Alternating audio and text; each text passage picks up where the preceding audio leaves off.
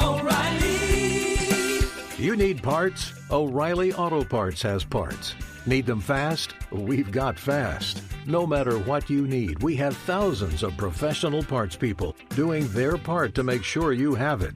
Product availability.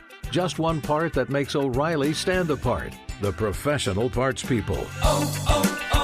O'Reilly Auto Parts. There's nothing like snook hook sets at dawn or catching a tarpon in the moonlight. Find your next fishing trip made easy on fishingbooker.com and experience the magic of the Sunshine State or any other destination on your fishing bucket list. Book a blue water adventure in search of sailfish or go snapper fishing with the kids.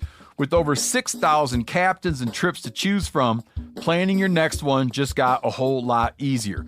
Download the Fishing Booker app on the Google Play or App Store, or visit them online at fishingbooker.com to book your trip today. You ever get that feeling the walls closing in, the concrete jungle suffocating you? You crave some wide open spaces, the chance to connect with nature, maybe in a spot all your own. Well, head over to land.com. They've got ranches, forests, mountains, streams, you name it. Search by acreage. You can search by location.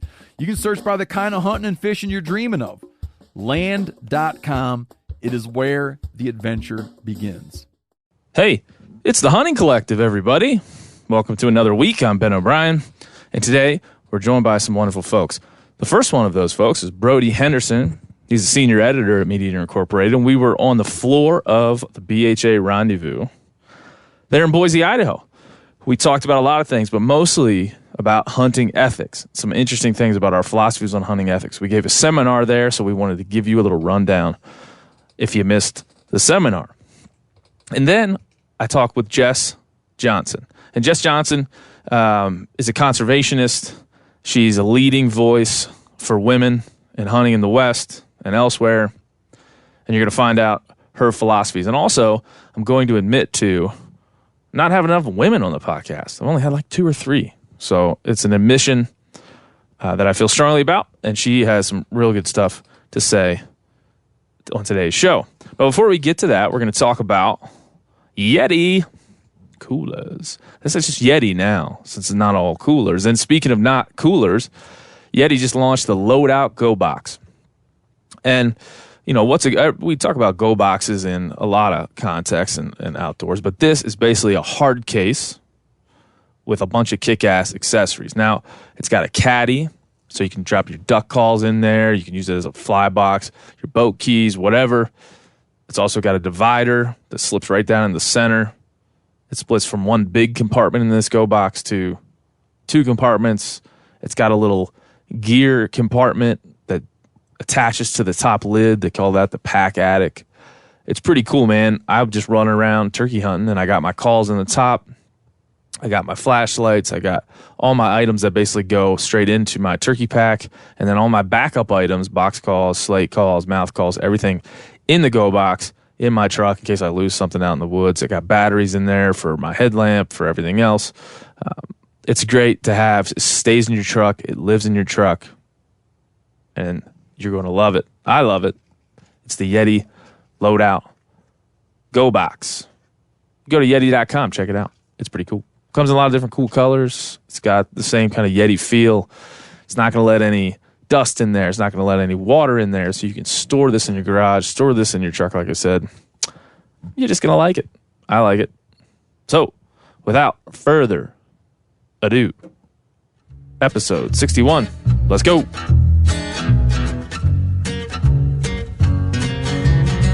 I guess I grew up on an older road. A pedal to the metal, always did what I was told. Until I found out that my brand new clothes came secondhand from the rich kids next door. When I grew up fast, I guess I grew up mean. There's 1,000 things inside my head I wish I ain't seen. And now I just wander through a real bad dream, or feeling like I'm coming apart at the seams. But thank you, Jack Daniels. Oh, number 7. Hey, everybody, and welcome to another episode of the Hunting Collective. I'm, of course, Ben O'Brien, mentor, and all the other things. And today is 5/14/19. That's when this will air to your iTunes or wherever you're listening. And I'm sitting here with Brody Henderson. What's up, Brody? Hello. Hello. My first time on the Hunting Collective. Oh, yeah. You've been on the Meat Eater podcast, Yeah. though, I'm sure, many a time. Yep. Now, your position at the Meat Eater is senior editor. Is that correct? That is correct. And you... I think that just means I'm the oldest dude that works there. And we do have, folks who don't know, we basically have hired about 15 of the same person. Yep. All white bearded men from the age. I don't run the beard. You don't run the man. beard, though. From the ages of like 40 to 25. Mm-hmm. That's I'm pretty much past the 40 mark. Yeah. Well, you look young. Thank you. And so Brody is like the OG. He's probably been at Meat Eater working with Steve longer than most folks, maybe other than Yanis. That's right. Poodless. Yeah. It was Giannis before me, but not anyone too else longer. as far. Good. And if you don't know much about Brody, you can, of course, listen to Meat Eater podcast and find him there. But also, you can go to themeateater.com and find his words there. You're on like a weekly cadence at least now. Yeah, I was a couple times a week. Now it's once a week because I'm working on another secret project with Steve. Oh, yeah. Secret project. Yep. Hashtag secret project. Yep. That's something everybody's going to want to wonder about. Yep. Start looking around for clues. Yeah. But you'll like it. It's coming. It'll be a while before you see it. Yeah. But you'll like it when you do. So Brody and I are sitting in a what you can probably hear is like a soft murmur of a room here in Boise, Idaho. And Brody, tell him you set the scene for everybody. Well, we're here just sitting on the outskirts of the vendor display booths. There are a bunch of hunting and fishing companies plying their wares, and a lot of hunters and fishermen walking around checking stuff out. Yeah, man. Getting ready for the big live podcast that we're going to do tonight. Soon enough, yeah. Probably like the final in our little first half of the year live podcast tour with Meat Eaters here in Boise, Idaho, with the great members of the BHA, Backcountry Hunters and Anglers, in their, I believe, 8th annual rendezvous.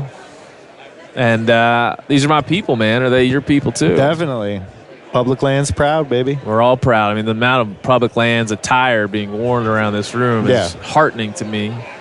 And we've had a great week thus far. We just did the field to table dinner last night. Danielle Pruitt and I, mostly Danielle Pruitt, served a bunch of hungry dinner guests her first wild turkey, which I don't know how you feel about it. I feel that's quite the sacrifice. Yeah, giving up a couple of turkey breasts to feed other people like that you don't know, that's coming from the heart. That's quite the sacrifice. Yeah. Even if it was my 100th wild turkey, I'd have a problem with it. She gave up her first wild turkey, but we did eat some of it. It was delicious. So shout out to old Wild and Holt, Danielle Pruitt, for that last night. Old Cal 406 and I are on the board. We've had some great board meetings. So thanks to the board of Backcountry Hunters and Anglers for having us on and for the discussions we've had around this organization. You'll know that this organization is growing like crazy. There's above 30,000 members now. I think when I first came on, there was like 10 or 12,000. You guys added a couple new chapters just this week. Yeah, we added 7 new chapters. Yeah. We added a chapter in the Yukon. Oh, nice. Of all places. Which is all backcountry. Yeah, which is all. There's nothing. I think they said there was like maybe 40-ish people in the chapter, and that's like 1% of the people in the entire state. Something like that. So we got a good percentage run there. But yeah. Shout out to the Yukon chapter of Backcountry Hunters and Anglers for just being able to communicate with the lower 48 the way that you have. So a lot of great stuff going on here. Like we said, the Meat Eater podcast. But this is not, of course, an advertisement for this event because it will be over by the time you hear this. But Brody and I will be taking part in a seminar tomorrow about ethics of hunting and fishing. And what better topic for a podcast than that? Yeah, some deep, murky waters.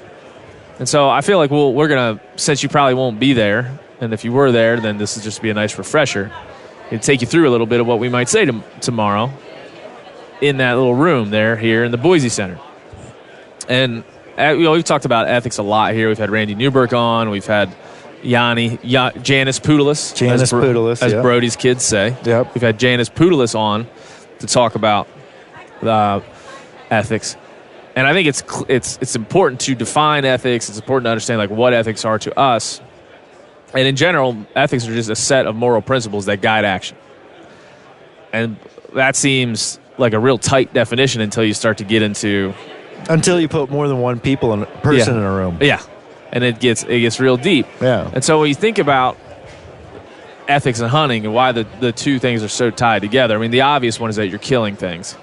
And that is kind of the center point of how we think about morality. Yep. Living and dying and what governs that. But hunting gives you a unique chance to exercise ethics, personal ethics, in a way that not a lot of stuff does. Well, yeah, I mean, there's, how are you going to kill something? What's the right way or the wrong way or the acceptable way to actually end a life? Yeah. That's going to raise a lot of questions. Yeah, so if it's like, what's the ethical way to shoot hoops? We're good. Right. Like, what's the ethical way to get on a roller coaster? We're good. Yep. Other things are more, it's more impactful on our world. It's such a tangible impact on our world that it requires more of us. That's where it bleeds into the ethic thing. And moreover, like you get into situations where hunting not only allows you, but forces you to make these micro-ethical decisions all the time. So my hope is that everyone goes out into the woods with like an ethical boundaries of like, I'm not going to shoot this far. I'm not going to do this. I'm going to think and act in these guidelines when I'm out going hunting. But then hunting always ends up challenging that shit. Oh, yeah. Like, I'm not only going to shoot to 40 yards. Well, there's the biggest buck of your life standing at 75 yards. Nah, I can maybe push it this time. I'll just draw my bow and see. Yeah. And so that's the wonderful thing I think about those things. Is there anything you want to add to that? Did I get it right? Yeah, I mean, it's just this constantly shifting thing for every individual, but what makes it really difficult is that personal set of ethics is going to be different for every individual hunter, and that doesn't necessarily make one hunter wrong and one hunter right. It's more nuanced than that. Ooh, he said it. He said it. Yeah, no, you're 100% right. And I think for us, I had a lot of problems with the way the hunting community thinks about ethics and has handled ethics in the past. Not because I think this is somehow intentionally wrong, but I just think there's some principles we've adopted that have guided us in the wrong direction when thinking philosophically about ethics, right? Yeah, I mean, one thing I feel like, because we're talking about you're responsible for inflicting oftentimes a very violent death on another creature. I think some of these ethical discussions are almost, oh man, like I don't want to say it, but I almost feel like it's pointless, because I feel like some hunters are trying to wiggle out of the fact that they're responsible for a violent death by saying, well, this is ethical or this isn't, but you can't escape the fact that one way or another that thing's dying and you're responsible for it. And no matter what ethics you choose to adopt, you got to own up to the fact that you are causing a death. Yeah. And there's no way around it, and we should just hit that more head on, I think, sometimes. And I think over the last probably decade, hunters have got much, much, much better at that. Yeah. And we're getting much better by the day, by the hour, I think, as we go forward. For sure. But one thing I always want to touch on is what ethics are not, right? Yeah. It's not legal versus illegal, right? Some of our laws kind of dance around the ethical question, right? Some of the laws are built to prevent somebody from being unethical.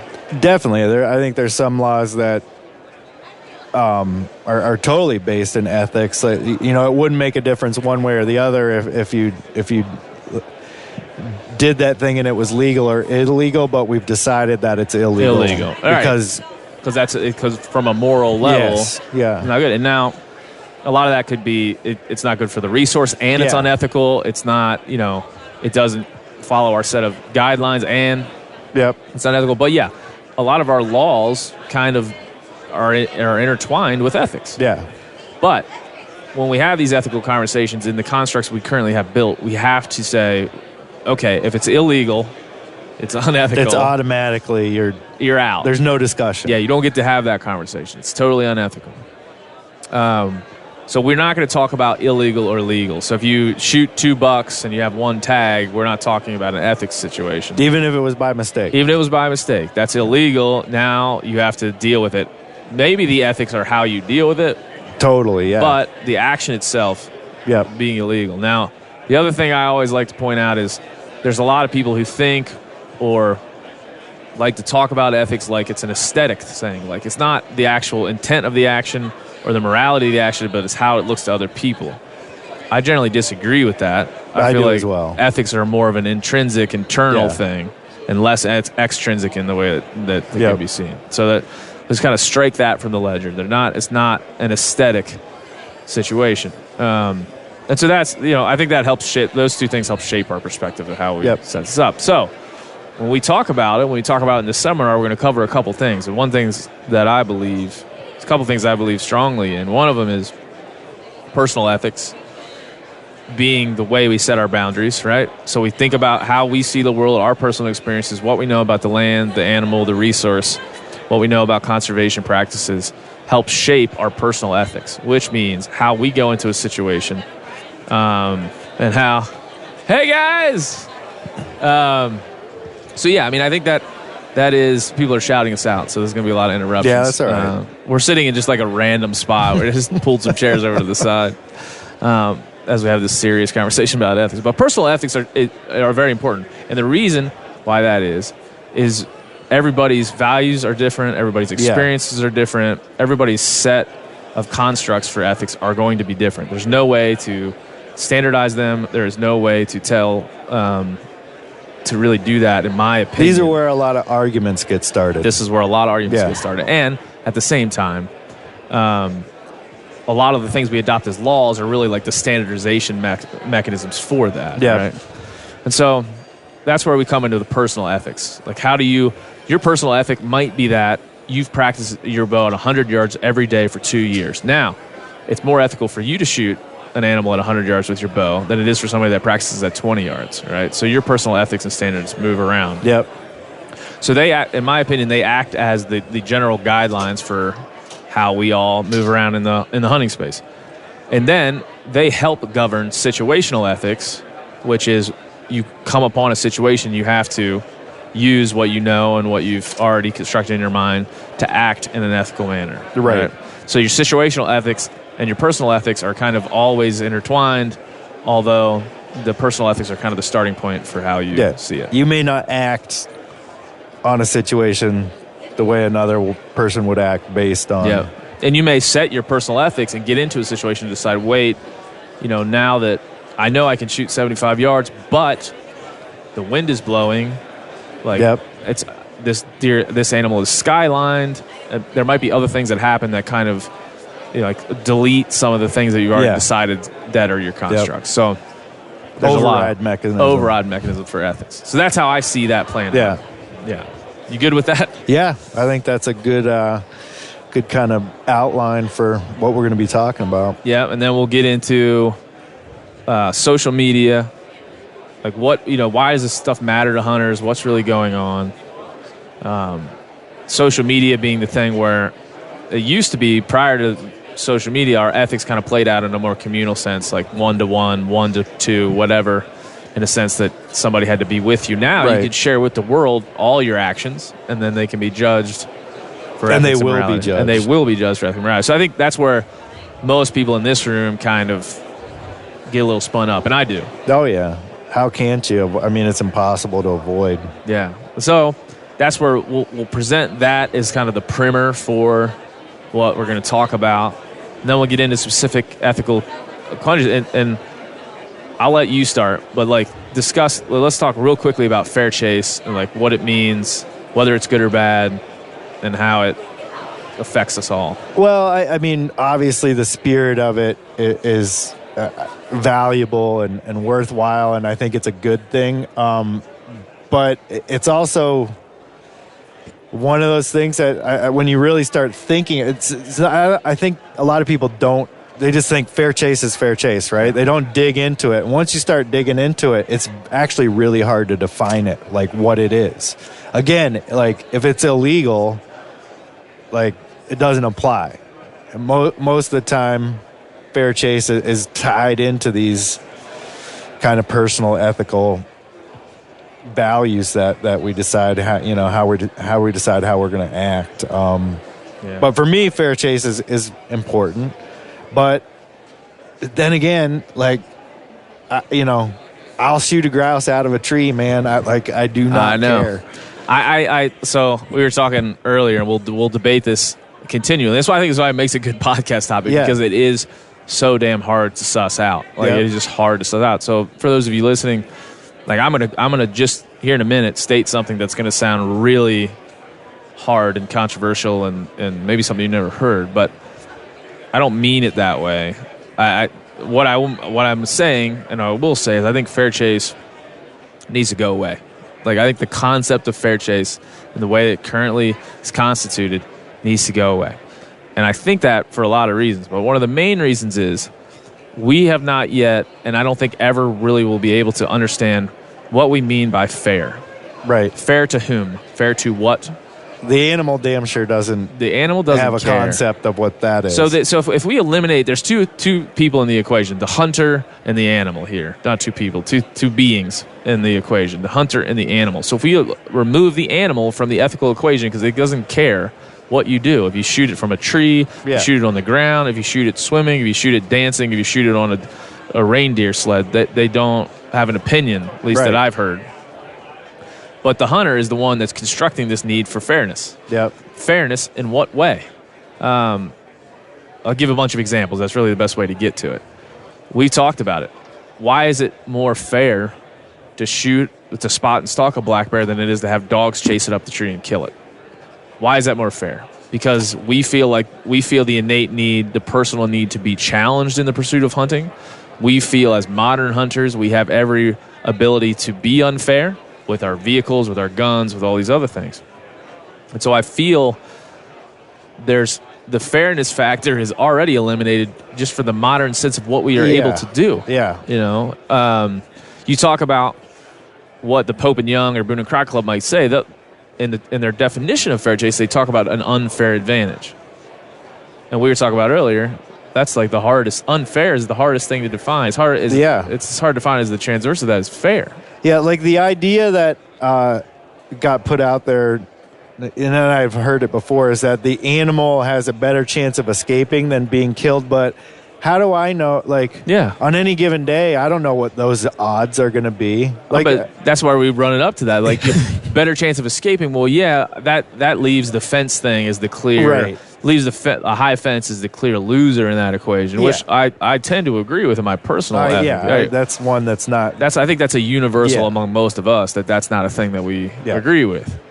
But when you say unfair advantage, but then you start listing off the things that are unfair, you're like, wait a minute. Crank that scope up to 16 power. Unfair. It's unfair that we have vehicles to drive to where these animals live and then go and hunt them. It's unfair that we have high-powered rifles to shoot them from far distances. Yep. It's unfair that we've built these crazy fast compound bows. It's damn sure more unfair than a wolf or a mountain lion. Yeah. And so the concept of fairness, and when we get strung up in this, we are losing really what we're doing. Like, what is the pursuit of hunting really? If it is what we often say it is, which is like it's about the experience, not about the kill and that shit like that. If it is, then the kill part shouldn't. The kill part, it should be very simple. The most clean and efficient way to kill the animal possible. Yeah. And then the experience can be ethical. Like, you can, you can do things ethically with the landscape, not to destroy it. You can do things ethically with the resource, not to kill too many. There's a lot of things you can do that involve ethics to the point where you get to the killing of the animal. Who gives a shit if it's on the ground or in the air? We're the only ones that care. Yeah. And so, to me, there's so much oxymoronic, stuff built into fair chase. Yep. That it just seems like we need to start over. to define what it is like almost impossible. Like, what's fair for a squirrel hunter versus what's fair for a doll sheep hunter? No. You know, like every animal, every landscape, you know, it's always going to be different. It's always going to be shifting. Yeah. Well, and there's also a feel thing to it. Like, how do you feel? Yeah. You kill an animal and sit down by it and reflect on what just happened. How do you feel?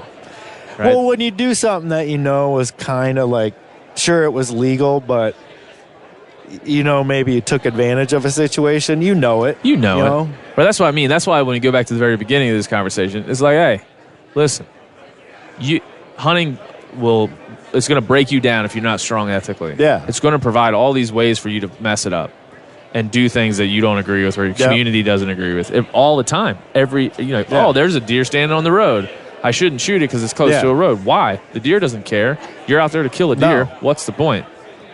But if you don't feel, because it's such a very personal experience, if you don't feel like you got the experience you desired by shooting the deer on the road, don't shoot it. Exactly. But if you don't care and you shoot the deer on the road and it's legal, I can't find any fault really in that. No, but certainly people, you know, going back to the social media thing or just word of mouth, whatever, like, you might not care, but there'll be plenty of other people that do. Right, and that gets to the more modern kind of how do you present what you're doing. Yeah. But I think how we present can be shaped in a lot of ways of like how we discuss what we're trying to get at. Yep. Right. Fair chase, I think, it's a misnomer, I believe, for one, but I also think it's a distraction from what we're really trying to do.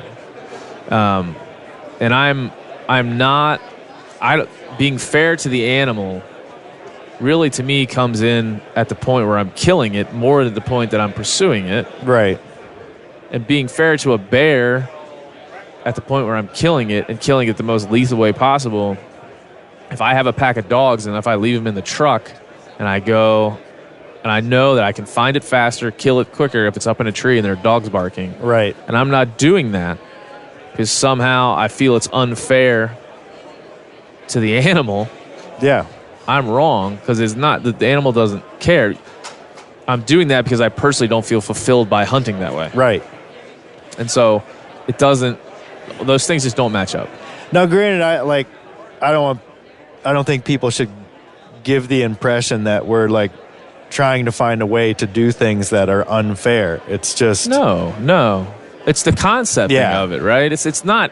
Listen, I'm sure that the overreaction to this could be and will be surely. Let's go spotlight some deer. Exactly. That I'm trying to say, like, take the gloves off and go do what you want. I'm not. I'm very much saying that we will continue to wrestle with this for as long as we have modern technologies and new ways of thinking and hunting in the same bowl of gumbo.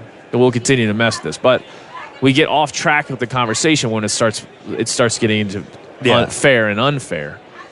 That kind of takes us off course in a way that we can't get back from. And you'll get that between ethical hunters of all types. You'll start to have these arguments over fair versus unfair, you know, trad bows versus compound bows versus muzzleloaders versus rifles, and on and on and on, you know. Yeah, I mean, I definitely agree with that, and I think that if you join the Pope and Young Club or the Boone and Crockett Club, they will dictate to you if a deer is stuck in snow or stuck in ice or in water, you ought not to shoot it. And that gets into the thing from a non-hunter or an anti-hunter that's also oxymoronic in a lot of ways. It is. I mean, like, can you imagine 10,000 years ago some indigenous hunters not taking advantage of those situations? Yeah, we have most of the country, and really, if you would say people that don't agree with hunting, the majority of the time, those folks are out there, one, saying that they love animals, they want them to have rights, they're sentient beings, those types of things, but at the same time criticize hunters for what they would see as unfair practices, right? Practices like people, they hate anything with hounds. But if you would explain to them, if you really think of animal rights and I'm going to go kill something, the animal has the right to die as quick as humanly possible. And if it's 20 yards above me in a tree and I have a rifle it's way easier to kill it than if it's 300 yards across Right. a canyon and I've got a bow or even a rifle in that case. And so there's some, like, I think everyone is a little, like, in the modern sense, messed up with this. Oh, yeah. Because we have all these modern entanglements that we never had before. Like you said, We have the luxury of thinking about this shit. Yeah, and that's my podcast could be called "The Luxury of Thinking About Shit" with Ben O'Brien. So but that's why I think this. Everyone is thinking about it. Everyone's trying to figure it out. Everyone has different opinions, but I would like to put forth that there is this. The fair chase is, to me, when it comes to hunting and ethics, the biggest problem that we've got going. PR problem, kind of. Kind of. Not that anybody would be mad at us for having a fair chase doctrine, but it's preventing us from really getting to the root of what we're actually trying to do. Yeah. How we're defining ourselves. Yeah. I define myself as a hunter who loves the experience, right? And I act a certain way during the experience of the hunt. Now, to do what makes you enjoy it the most. Right? And then when I get to the killing of the animal, my enjoyment goes away then. Yep. Like, I don't get to, in the killing of the animal, say, like, I really love hunting with a bow, so I'm going to take a bow instead of a shotgun. I don't feel like I'm able to do that with my own personal ethics. Right. Because I know that I can be more efficient with a shotgun than with a bow with the turkey. Yep. And so I'm going to use my ethical standards all the way up. Like, I want to get my enjoyment of the experience before and after the kill, but during the situation where I'm taking the animal's life, I feel very strongly that that's where it turns to the animal and the animal alone. But there's plenty of people that get the enjoyment from aspects of what would happen using a bow, you know? Oh, sure. And I'm not arguing against hunting with a bow. No. At all, really. I love hunting with a bow. It's my favorite thing to do. But I strictly follow the guidelines of the seasons, and most of the time allows me to hunt with a bow, then hunt with a muzzleloader, hunt with a rifle, rinse and repeat. Yep. Hunt with a bow. And so I don't really have to worry about that because I know there's a system set up that's going to allow me the opportunity to hunt with each one of those things at the appropriate time based on wildlife policies and carrying capacities and populations and such as state wildlife officials think I should. And so I don't really have to wrestle with that most times. Right. But turkeys just happens to be the thing where a lot of people wrestle with that. Oh, no, I definitely know where you're coming from with that argument. Yeah. So we're going to get into that tomorrow, but I think it leaves a lot of holes for people to disagree, but whatever. I like that. I enjoy it. That's where you're going to get your mind changed and learn things, on certain things. I enjoy it. It'll be fun. Yeah, it'll be fun. And we've got our new editor-in-chief, if you heard on the last episode of the podcast, Anthony Licata will be there, and then Sam Lundgren, our fishing editor, who you've heard on this podcast a few times as well. We'll just cover one of these more difficult ponderings ethically, and we'll move on to our interview segment, which the interview segment is with Jessie Johnson, who is out of Wyoming. She's a First Light ambassador and a lady hunter. Now, I want to say this ethically. Here's one thing for you, Brody. I have to admit something. Lay it on me. I got to lay it on you. I got to admit something. I feel real bad about this. I had somebody write in the other day. Andrea, I believe was her name. She's like, I wanted to listen to your podcast. And I saw you had 50-some episodes. And I scrolled down and I realized there wasn't any women on there. Naughty. So you're remedying that, though. Yeah, but I don't want to remedy it on purpose to have some well, you don't have artificial balance. But I will say that nobody has really noticed until that, and I didn't really even notice. I wasn't doing it on purpose. But the reality of the situation is there's been about 60 men on my podcast and about 3 women on my podcast. So next time you come, bring your wife. Or bring a lady. There's plenty of ladies walking there around. There are a lot of ladies around here hanging out. So could be that. Just grab one from the crowd every time we go. Yeah. Anyway, I'm not apologizing for it.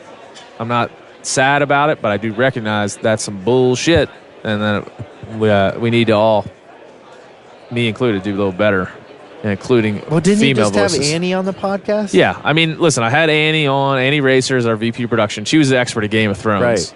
I had Dr. Of which you're beating me in the game right now. Yeah, dude, where are you at in the Game of Thrones game? You got like 6 points. I got 3. Yeah. But there's plenty of time left, man. And so for those of you out there in podcast land that tried to criticize my Game of Thrones knowledge in your face, I am in the lead right now. And the Meat Eater Game of Thrones office pool. And I'm pretty sure I'm going to win. I'm pretty confident. Although you said the Night King would kill Arya. Yeah, man, I got that one backwards. So anyway, moving back on to ethics and hunting. Anyway, sorry, ladies. I'm not apologizing, but I'm sorry. That's what I want to tell you. So, coming up here in a minute is Jessie Johnson. We're going to talk to her about lots and lots of things. Women in the outdoors and Wyoming wildlife and all kinds of things. So stick around for that. But we're going to end this up with something that we've been talking about on the website.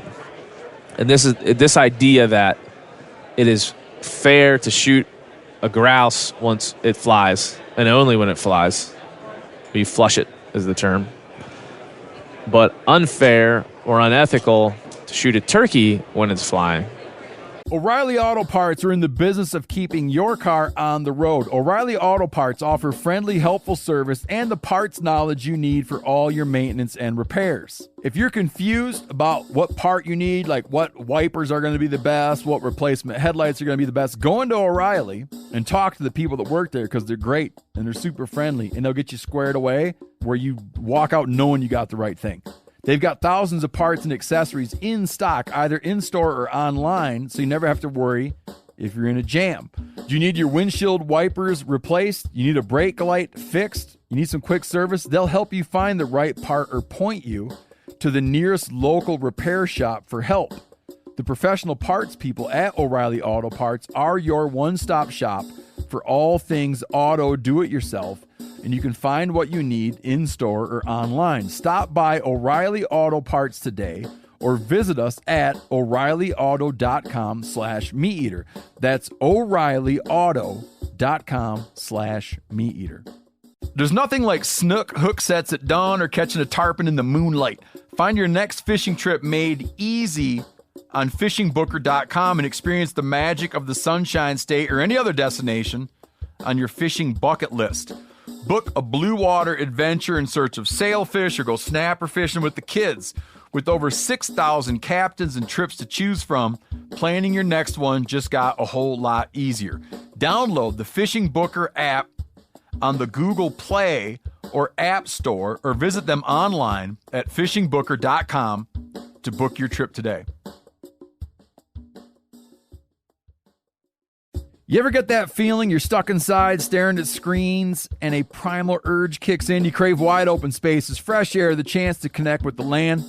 Well, maybe it's time to find your own piece of the wild, but searching for property can be a maze. That's where Land.com comes in. They got millions of listings across the country, from mountain ranches to hidden fishing holes. Their search tools are like a seasoned guide helping you narrow down what you want.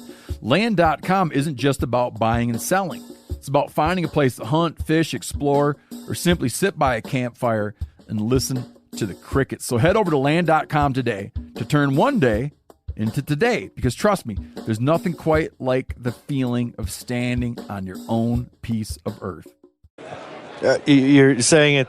Yeah, it's a weird one, man. Like, That's a weird one. you can't shoot a volleyball out of the sky. Or no, you can shoot a volleyball out of the sky, a fast-moving volleyball, but you can't shoot a slow-moving trash can. You're never going to hit that trash can, Brody. No, I would admit it like maybe a little bit harder to shoot a turkey in the air than on the ground. I'm trying to simplify it a little bit. But it's still, again, it goes to situational ethics. Like, if it's flying towards you and you got a clean shot and it's easy to kill, why not? Like, Yeah. Someone would really have to explain to me why that's not included in fair chase. And some people would rather kick up a grouse or a pheasant and let it fly rather than just look down at their feet and shoot it. Yeah. And I've done it all those ways. And I like eating grouse, so I don't really care how they Right. I had Randy Newberg on here. I see him over there standing. I'm going to have to get him to come over. He said, I don't give a crap. I'll shoot a grouse in a tree. I don't care. But you won't find a turkey hunter in America that will shoot a bird on the roost. In fact, it's illegal in some states to shoot very them on the much. roost. Very much so. So that's just a good example. We don't need to get into the details of it. And the details are, I mean, it's just pretty simple. This is what it is. We've constructed these two things. There are a lot of different scenarios and reasons why this has manifested itself. But there are some, like there again, this oxymoronic nature of saying, shoot the smaller bird in the air, the bigger bird on the ground, and what all this means and why we do it, what the history of it is. Yeah, we make things awful complicated. We sure do. And so, as hunters, like to summarize, as hunters, we have a very tough task. We have a very important task. It involves taking life. And so, ethics can't be removed from the situation like it would in some other hobbyist pursuits or whatever you would say. So ethics have to be in there. And right now, you could line up all the people in this room, all of which are BHA members who I think are awesome folks, and 10 of them might have 10 different ideas about what's ethical in turkey hunting and what isn't. So I think that just goes back to that personal ethics thing that we drove home earlier, Ethics, that's what it is. It's a good term. It's a term that I think we all care a lot about. What we're going to do now is we're going to transport ourselves all the way across this here Boise Center, and we're going to sit down with Jesse Johnson. Now, again, I've had this interview with Jesse scheduled well before I realized I had a female-less podcast, and I was was easily labeled a sexist by the guests I've had on this podcast, man. So I'm happy to have Jessie for that reason and many others. She is on her own, regardless of gender, a badass hunter, a dedicated conservationist, and somebody who's just interesting to chat with around all the things we've talked about here and much more. So let's get to it. Here's Jesse Johnson. All right, we're here. We're back. We're here in Boise, Idaho, once again. I'm joined by Jesse Johnson. How are you? Doing well. Last day of Rendezvous. So. It is. It's the last day of Rendezvous. Yeah, we had our Meat Eater Live podcast last night, and then I went to go to bed, and I happened to get to bed, I had to walk through a bar. You don't make it through that. I didn't make it through very well. And so let me just admit to everyone listening now that I'm hungover. And that would be, if you're not familiar with that process, is where I drank a lot of whiskey and then stayed up late and had a very little sleep. And now we're here, back in the Boise Center.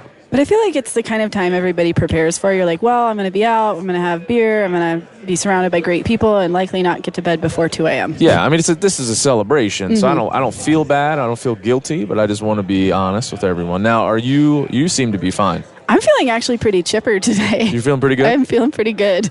We were just discussing, like, the last day of Rendezvous is often, it's like a little, everybody's just kind of hitting the runway. A little hazy.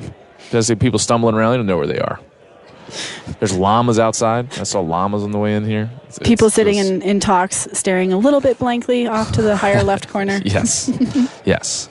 Well, Jesse, we want to learn all about you today. I'm going to get through this best I can. If I start gagging or making any weird noises, we'll either edit that out or pause. You're like, whoop. Hit pause. But we're going to get it. So first I want to kind of take people through who you are and where you came from and why you do what you do. Then we have some ethical and then some other, why do we suck at recruiting females into the hunting industry is another question I have. I'm really excited for this. I know. So you grew up in a ranching family. Mm-hmm. It says here Montana, Northern California, and Wyoming. Yep. And so just give people a little bit of your background, your your family life growing up and what that did for you getting into what you do now. So I'm an only child of a ranching family. Okay. I think that was due to being a ranching family and having to run a ranch and run children. I think my parents had me and they're like, oh, one's enough. That's good.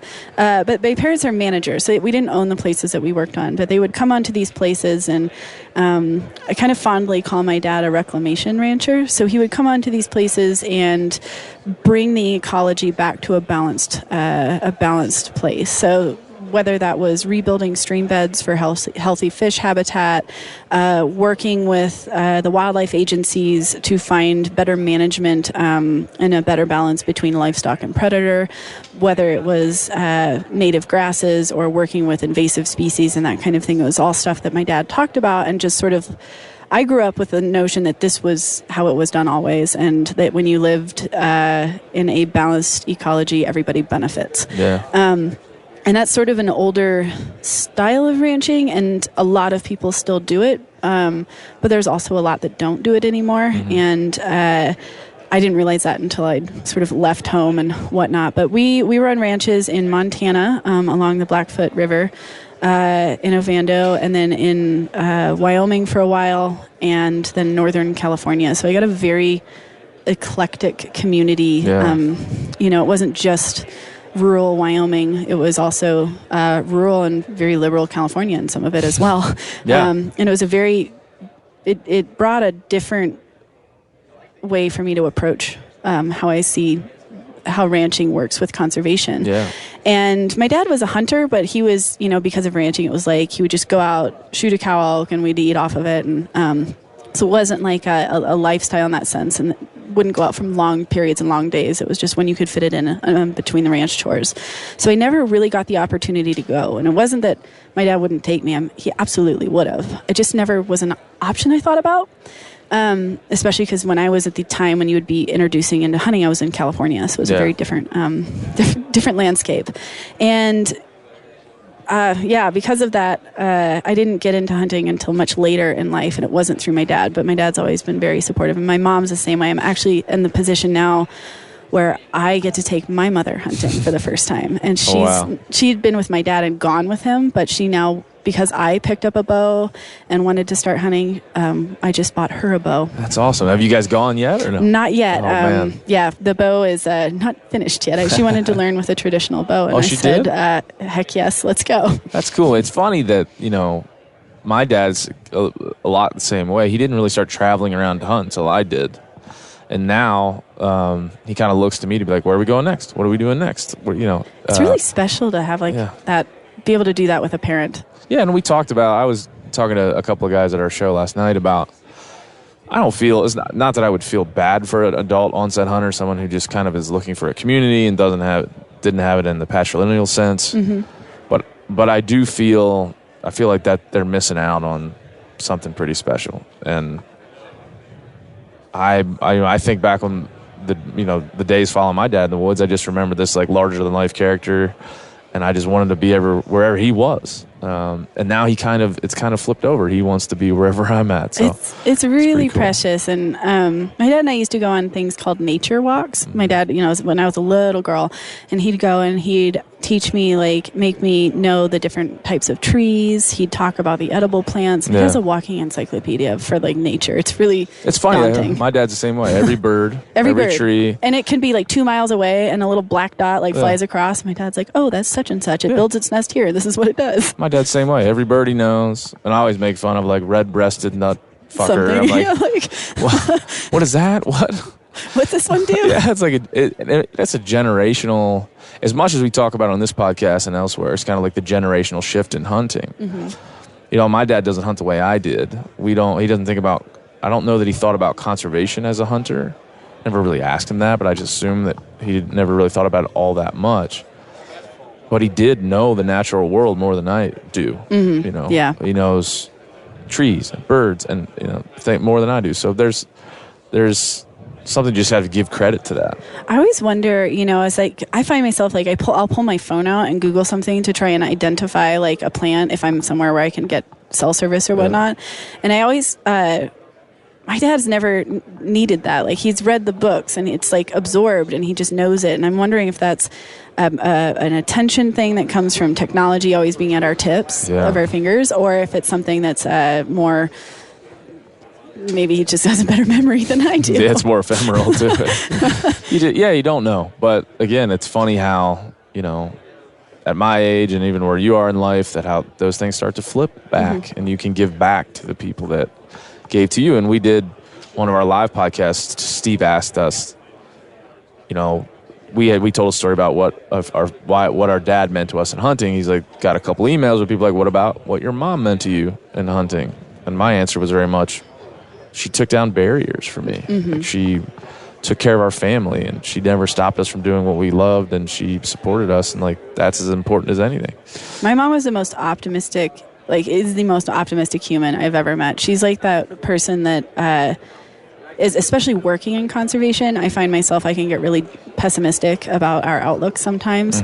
And when I'm really feeling like that and I go home and I'll go spend some time with my mom and we're like out hiking, hunting, horseback riding, just being outside with her, she always like stops and takes everything in, and she'll be at the top like, look how beautiful it is out here, look at this. And she has a story that she told me of, I have obviously no memory of it. I was 6 months old at the time, and we were living in Wilson, Wyoming, so right near Jackson, for a little bit, and they were in a rough place with jobs. I think life was really stressful for mom and dad at that point, but she tells me the story of standing at a window and looking out the window and having like a big moon come up and like just having like a really beautiful view out their window, and mom saying like, this is precious, like you're in this and this is precious, and don't ever forget that this is precious. And I'm going to choke up now because every time she tells me that, I'm like, that's what I needed to remember. And so when things get really like, I don't know, sometimes the outlook is hard on conservation. Yeah.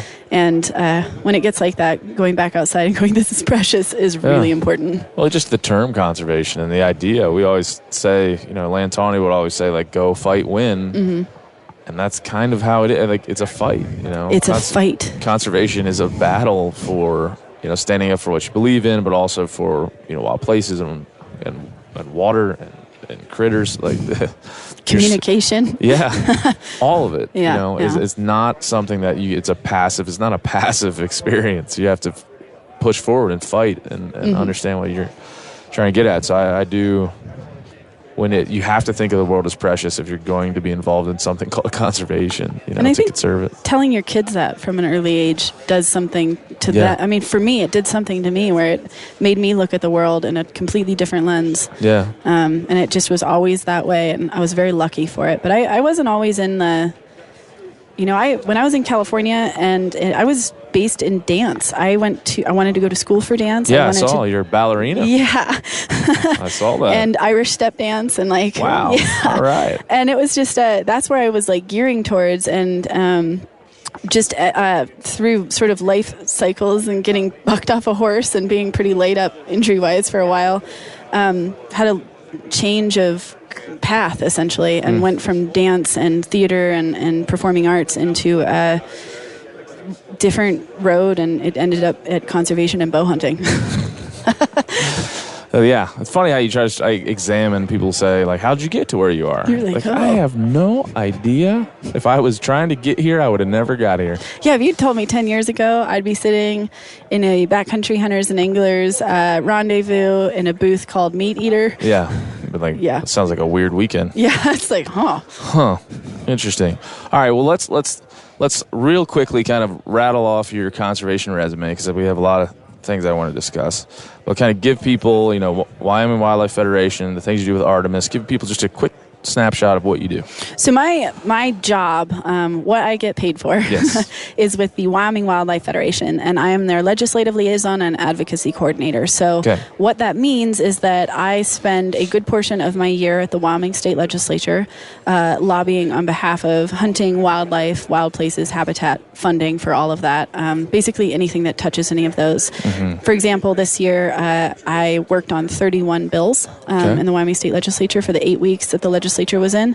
And then when the legislature is off session and in their interim I watch their committees, whether it's basically anytime that the legislature is beginning to talk about wildlife, public lands, or anything like that, I'm there, I'm in those meetings, and I'm just sort of tracking it, watching it, or lobbying on behalf of it. Cool. And then the advocacy side of that is I also build the community of conservation ambassadors for Wyoming Wildlife Federation. So it's finding people in different communities, empowering them to take and move their stuff forward. So we're not a top-down organization. We're an organization that works from local communities, like grassroots, and especially in a place like Wyoming. That's really how you get things done there. Wyoming doesn't respond well to top-down work. No, not in that culture. So what, of those things that you've worked on here recently, what are some of the highlights and some of your wins and losses? And boy, I mean, the losses is, I think it's just the game of conservation. But, right. We do a lot of work in and for mule deer habitat, I think particularly migrations. And the migration corridors are ramped up. Wyoming's been a leader in a lot of the migration work, mainly because we've just had researchers on the ground a lot longer than a couple other states.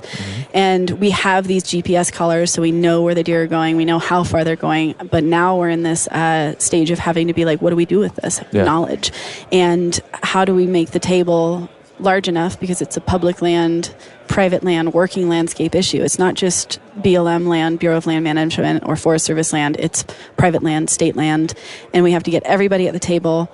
And when we're talking public land, we also have to talk about the multiple use factor of it's not just like public land for conservation. It's public land that has the option for development. It has the option for resources that come out of that. And Wyoming has a very resource-heavy economy. Yeah, and for those who don't know, and you correct me if I'm wrong on this one, but the idea around migration corridors for mule deer especially is to make sure the habitat is intact, and they travel across public and private lands. They travel across all types of land use areas.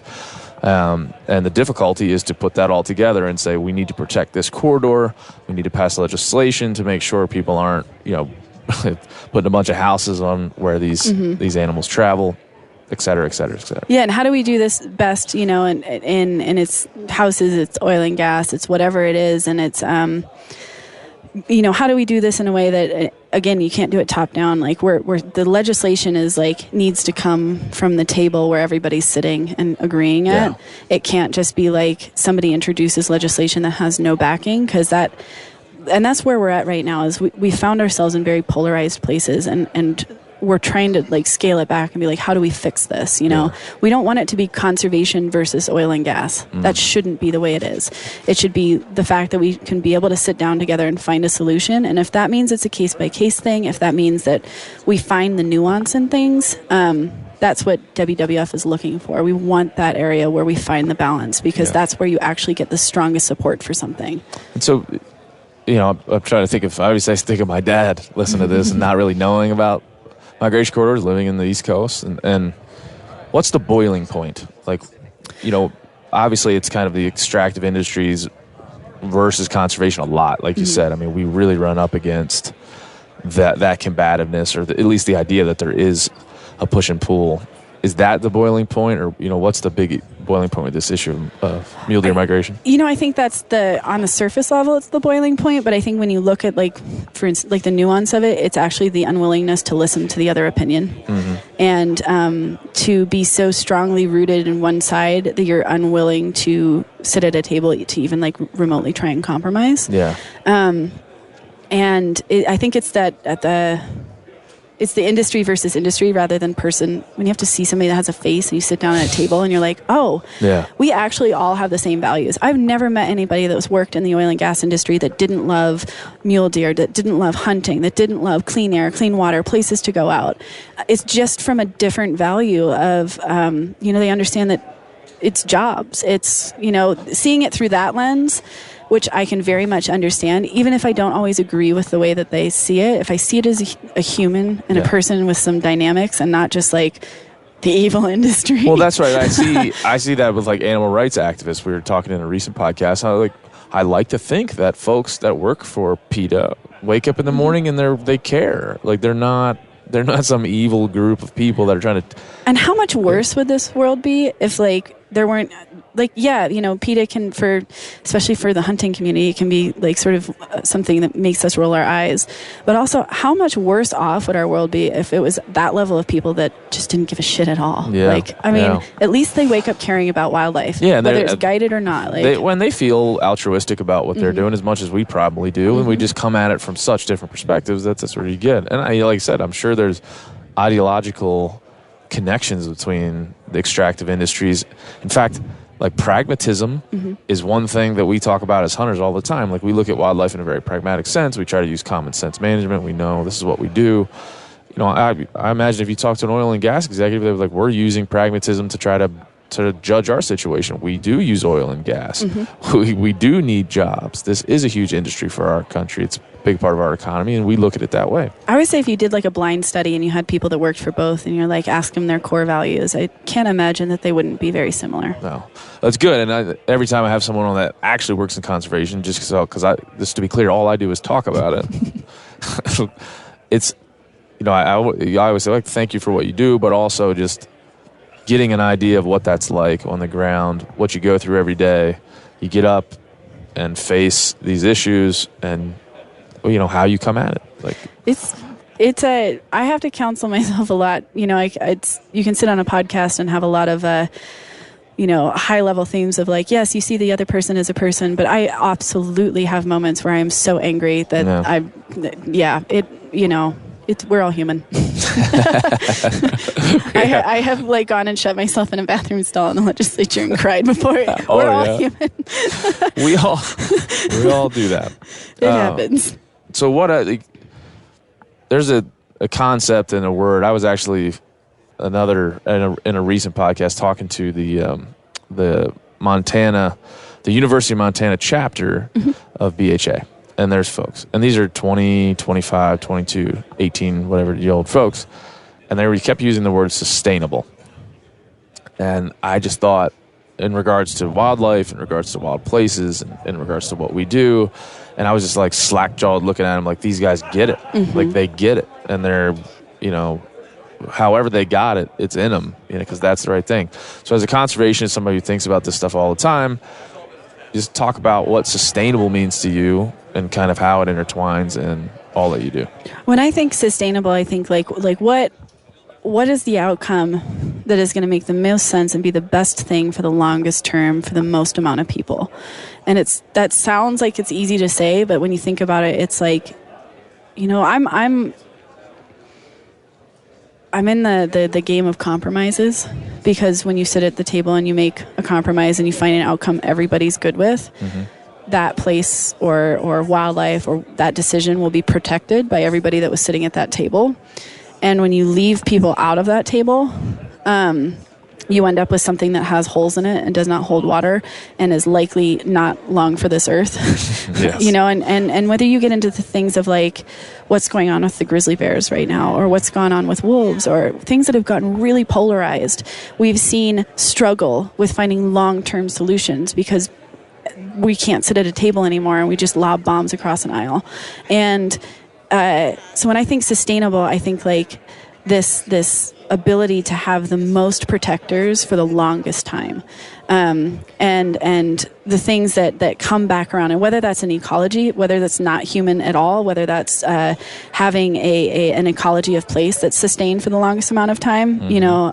It's just that circle. It's got to be able to come back and feed into itself and exist without a ton of work after that. Like, so I think when you build that, whether it's a sustainable policy, or it's a sustainable ecosystem, or it's a decision, or just a lifestyle, it's something that has the most impact with the most protection of that impact for the longest period of time. Yeah, that's awesome. And I can continue to just mentally go back to that word all the time in these conversations, like sustainability. And I'd like to repeat it to myself sometimes. Let's make sure we're remembering that's what we're out here to do. But let's make sure we're remembering to push that forward. So that's great. We're going to spend some time now to talk about women and hunting. And I will start that by saying, Jesse, I've made a lot of errors in my life. I have a lot to own up for. I had 54 episodes of this podcast before I had a woman on. It was like a dude party for 54 weeks before I had a female sitting with the headphones on. And I think that's it's like symptomatic of what's going on. Mm-hmm.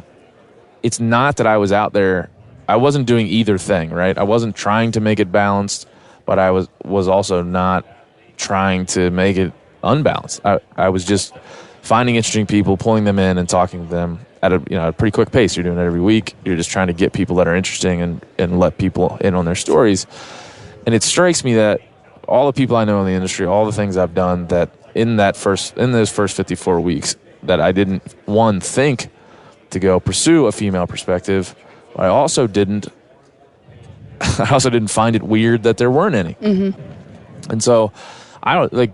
Somebody asked me yesterday, would you apologize to all females for not having any on? I'm like, no, I don't, because I didn't do anything wrong in my opinion. But I feel like it is, it's a symbolism for what we got going on here in this industry. And I certainly don't ever think, I never look at that as malicious. It's not like and I think most people recognize that. I hope so. I hope so. Sitting here looking you in the eye. Yeah, I had a lady wrote in, Andrea. I wonder if I could find her email, and she just said, I just discovered your podcast, and I like to scroll through and listen to the women episodes first when I find a new podcast of the nature. And I scrolled through, and she was like, I had a guy named Aubrey Marcus, and she's like, I saw Aubrey. I'm like, oh, yeah, and it's a dude. And she's like, then I realized you had no women on. And luckily for me, I was able to say, hey, I'm having Jesse on. I had Libby Metcalf on from the University of Montana who studies women's motivation in hunting. So I was like, and I also didn't do that intentionally. It just kind of came that way. But she made good points. It's like there's a perspective out there that's being missed. It was definitely missed by me. Well, I think, when you look at the hunting community and the industry and everything around it, it's historically Caucasian men. And when you have something that has leaders in that arena that has had it for a long period of time, and it's built the system of what we expect, what we look up to, or what we think is possible. A lot of that is like what we think is possible. And it's all wonderful men who are doing work like yourself and everybody else, but it's also if you don't see yourself represented in that, it's hard to imagine yourself being in it. Yeah. And it's hard, and it's not even that when I got into hunting, I've only been hunting 10 years now, I think.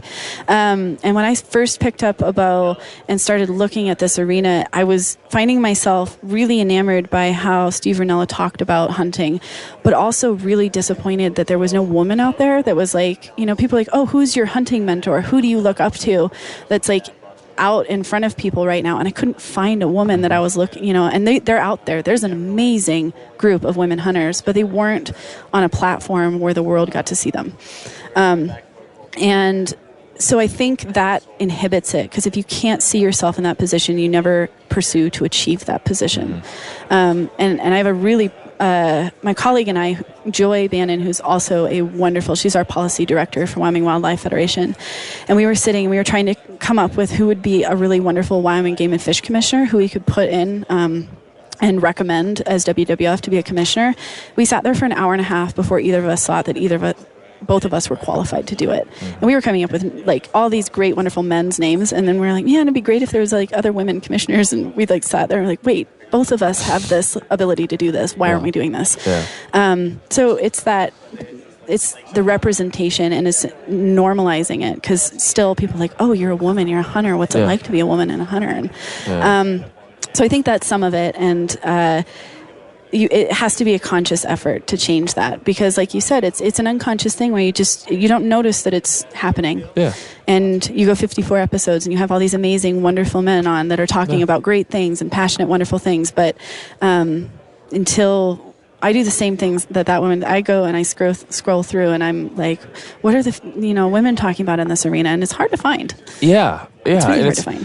And so once you identify an issue, right? And we know, I've said this in the past too, and I always am repeating things, but we know that at MeatEater, our audience is 90% men, on a good day. Mm-hmm. And so you identify that as a problem. That's not what we want. Like, we're not in this to speak to one side of anything, whether it's, religion or gender or race. We just want everybody to enjoy and be enriched by the things that we enjoy and are enriched by. But then, once you've identified the problem, the issue becomes, the natural thing to do is kind of pander to the folks that aren't in the bucket, right? Mm-hmm. So then you have this disingenuous outreach that doesn't really affect what you're trying to affect. And so that's where I think a lot of us are in this industry. We know there's an issue with it. We know it's growing. We all celebrate women in the outdoors and those types of things. But what we tend to do with pink things, and well, everybody always brings up pink, but it is true. And we're pandering to women. And from the outside of it feels like a disingenuous outreach. Yeah. And I think I had a really lovely conversation this morning that actually may have given me words for this that I hadn't had before. But the best way to change this is, rather than outreach, we're not in a space, the hunting community is still in a space where I'm not sure we're ready to retain female hunters. So we can reach out all we want. We can bring them on. But is this a space that feels good to be a woman in? Mm-hmm. And oftentimes that is not true yet. And I think it's changing. So I think there's the effort is there, the desire is there, but it's everything from language. What community are you part of? The sportsman community. Yeah.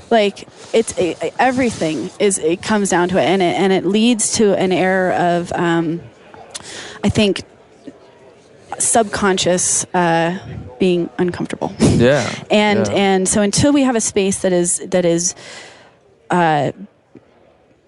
built to feel like a place that we want to stay, it's going to be hard to keep women retained into it. And that's not just women, it's any diversity into the hunting community. That's it. And a great point to make is we're just sitting here talking about this subject. Mm-hmm. It's not just that women need to get into it. It's everybody does, right? We want everybody to have the opportunity to feel accepted and come on in. And we have to make sure that the hunting community is ready for that. Yeah. Because that's some of it is there are times where it doesn't feel welcoming still. Yeah. And that's a change that I think happens slowly, and it'll never happen as fast as we want it, but it will happen. And it's happening, it's happening. And it's the work you guys are doing. It's the work I've done with Artemis. It is changing. It's just, it's never as fast as we want it. Yeah, and I think there's also this cultural sensitivity to it, mm-hmm. and in a lot of more liberal environments like Hollywood, that they're forcing out into the front women to try to balance the scales in mm-hmm. a way that all of us that are sitting back going, really, is that how we're going to solve this problem? And so I don't want us to do that. Drawing more lines never helps you get across any line. And then, putting down white males, come on, man. That's not going to do anything. And so I find myself generally trying to untangle very tangled issues. And I think this is one of them that seems on its face we don't have them. We'll just talk to them and they'll come over. It's super easy. But it's just not.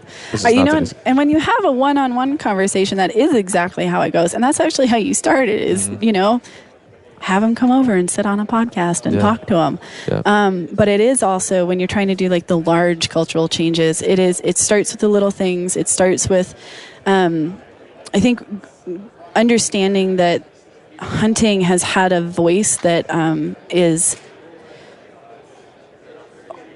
having a hard time being relevant anymore. Mm-hmm. Is maybe the way that I would put it. It's not welcoming to any outside communities, and it's not because it's angry people and bad people or things like that. It's just a very closed door culture, and whether it's the language we use, how we've marketed who we are, who we have let speak for us for a long time.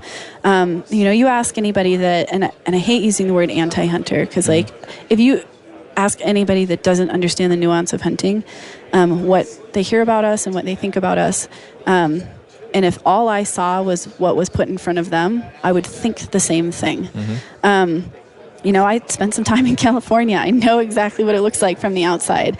And I was lucky. I grew up in a family that sort of showed me the nuance of that early on. But it was very, we do not speak in relatable terms to anybody except people that have been in the hunting community for a while. Yeah. And we don't communicate our stories in relatable terms. We don't speak about our common values, and we lead with the things like we kill animals, which is a really hard thing to like bring somebody who really cares about animals to the table with.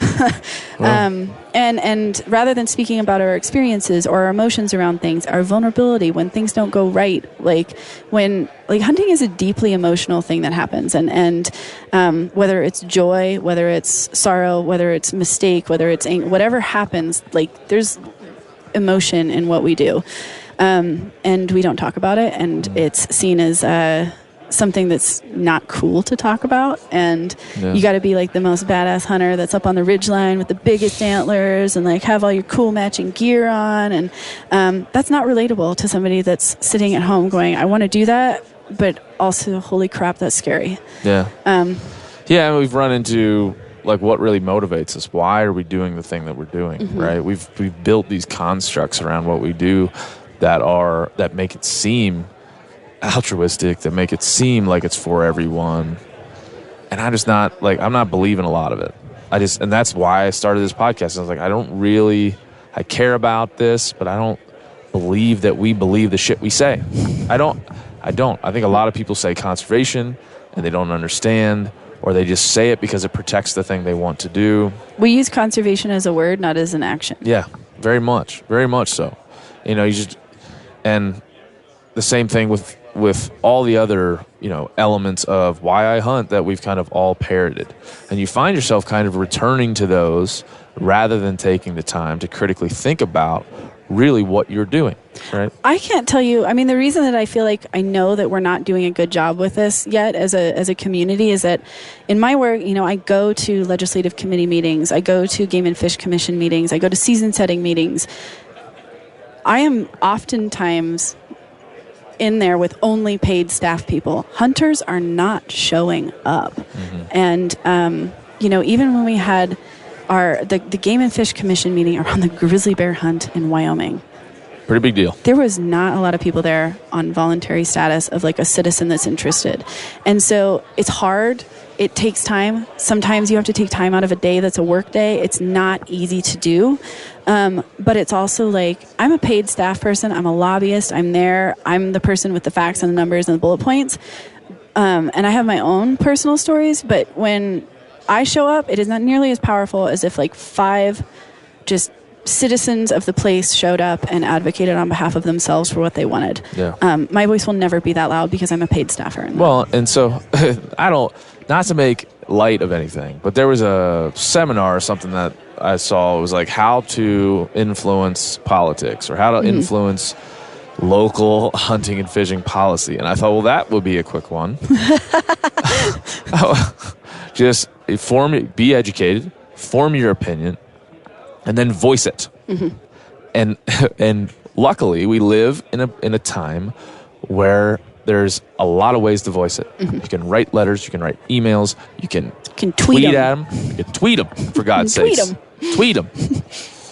You can go and show up physically to these places. And as my buddy Ryan Callahan always says, like, that's all it takes. These people are not like politicians are not leaders. They're people. They're not there to lead. They're there for you to tell them what to do. And I sat with Senator Martin Heinrich last night and asked him that question, like, how much let's say your staffers have collected 10 letters on a subject and then they've given you the summation of those things, how much does that affect what you do? He said, that's what my job is. I've watched a vote change on the floor because of one letter someone sent. Yeah. In Wyoming, because it's a small legislature, we're a tiny state with 500,000 people. We have more cows than people. It's, we have this really incredible blessing of having our neighbors be our legislators. But when I was at legislature, there was a bill coming through. It was actually the hunting technology bill. And it was just giving the Game and Fish Commission the authority to regulate some of this crazy technology that's coming out. Or if they want to regulate. It was just giving them the power to. But there was a legislator that was against it. I reached out to a couple of my friends who were back in Lander, who were in this district, and they sent some great, respectful, kind, but firm in what they were asking emails. And they sent a text back, said, hey, we just sent the emails. I watched him look down at his computer, and the vote came around, and this was the second time they had voted on it. And so this was like, I knew his vote from the day before. This was the second time going through it, and he'd changed his vote. And I was like, there was 3 emails that came in from people. That was it, 3. And he stood up and he said, I had a young man in my district that sent this, and I think I need to listen. And that was the aha moment where it's just like, see, I know it feels like you're faceless and voiceless in this, and it's because you don't always get a response back, because when you're one person, you get 800 emails. It's really hard to send it back. But they do listen, and it does make a difference. And even the tweets do, which is a concept I'm still trying to wrap my head around. Tweet them. I remember when I was in college, they said I went to a journalism symposium, and the people from Twitter were there. And I was like, what is this? We were just making jokes the whole time. The name was like, oh, you're going to Twitter somebody? that was I still do that. Yeah. And we just walked away. It was like, whatever, 10, 12 years ago, whatever it was. So that's a side. That's an aside. But yeah, I mean, I think you're very much right. And I've come to find that we're able to impact these things. And you look at the examples of backcountry hunters and anglers, and that just happens to be where we are currently. O'Reilly Auto Parts are in the business of keeping your car on the road. O'Reilly Auto Parts offer friendly, helpful service and the parts knowledge you need for all your maintenance and repairs. If you're confused about what part you need, like what wipers are going to be the best, what replacement headlights are going to be the best, go into O'Reilly and talk to the people that work there, because they're great and they're super friendly, and they'll get you squared away where you walk out knowing you got the right thing. They've got thousands of parts and accessories in stock, either in-store or online, so you never have to worry if you're in a jam. Do you need your windshield wipers replaced? You need a brake light fixed? You need some quick service? They'll help you find the right part or point you to the nearest local repair shop for help.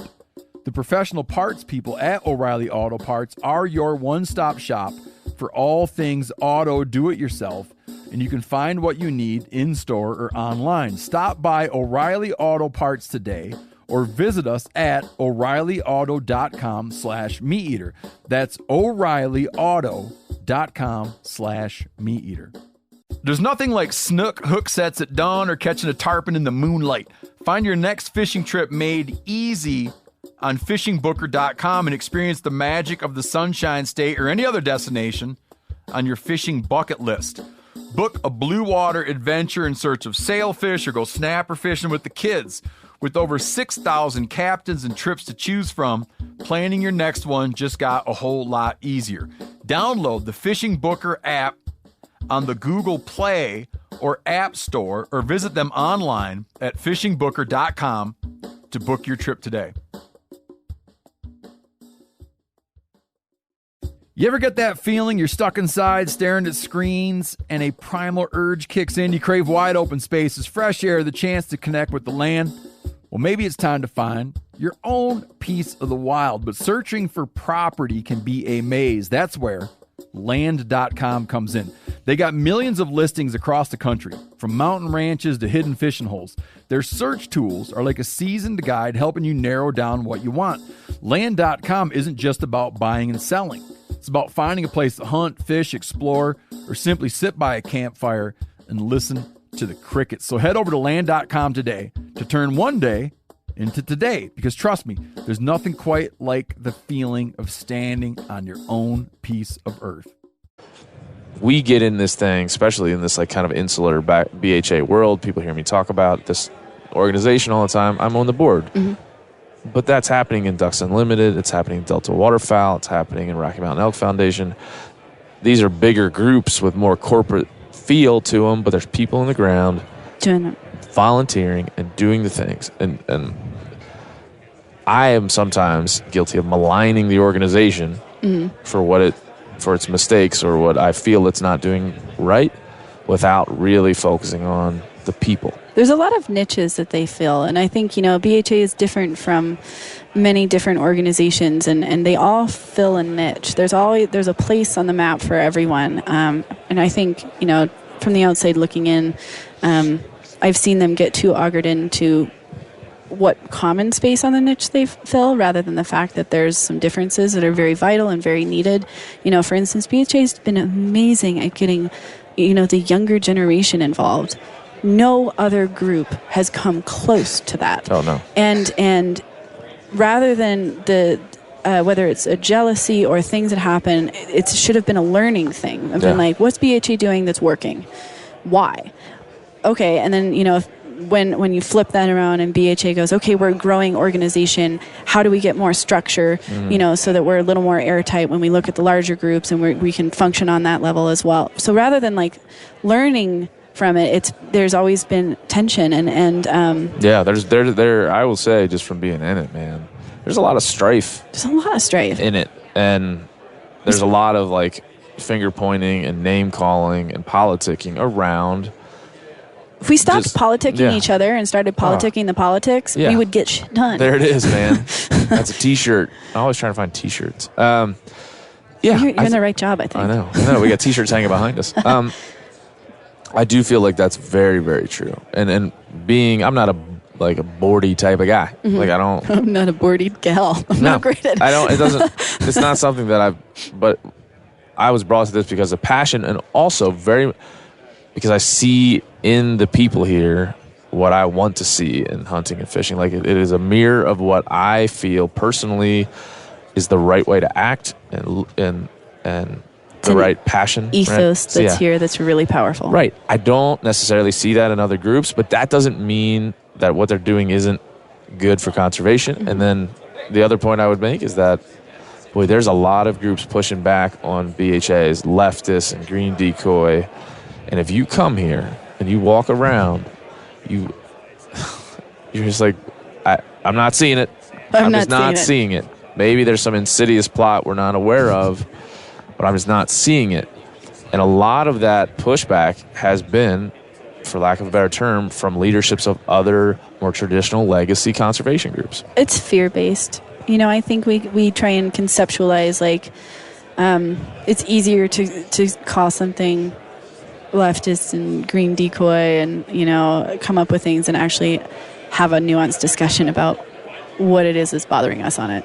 Yeah. We like to title, we turn it, they turn you, it stopped seeing you as a person. Yep. And they start seeing you as like a nefarious intent. Yeah. We do that all the time on multiple levels. There is one thing that I wish, speaking on the hunter involvement level, and how I wish I would see more people at like public meetings and speaking up. But the frustration comes is that hunters, I've noticed, are really, really good at showing up when something's taken away from them. They're really crappy at advocating for stuff they don't have or stuff that isn't in danger yet. Yeah. They'll show up with pitchforks and torches if you try and take something, and that's good. It's good to have that. I'm not knocking that. But what we are bad at is getting ahead of the rolling ball.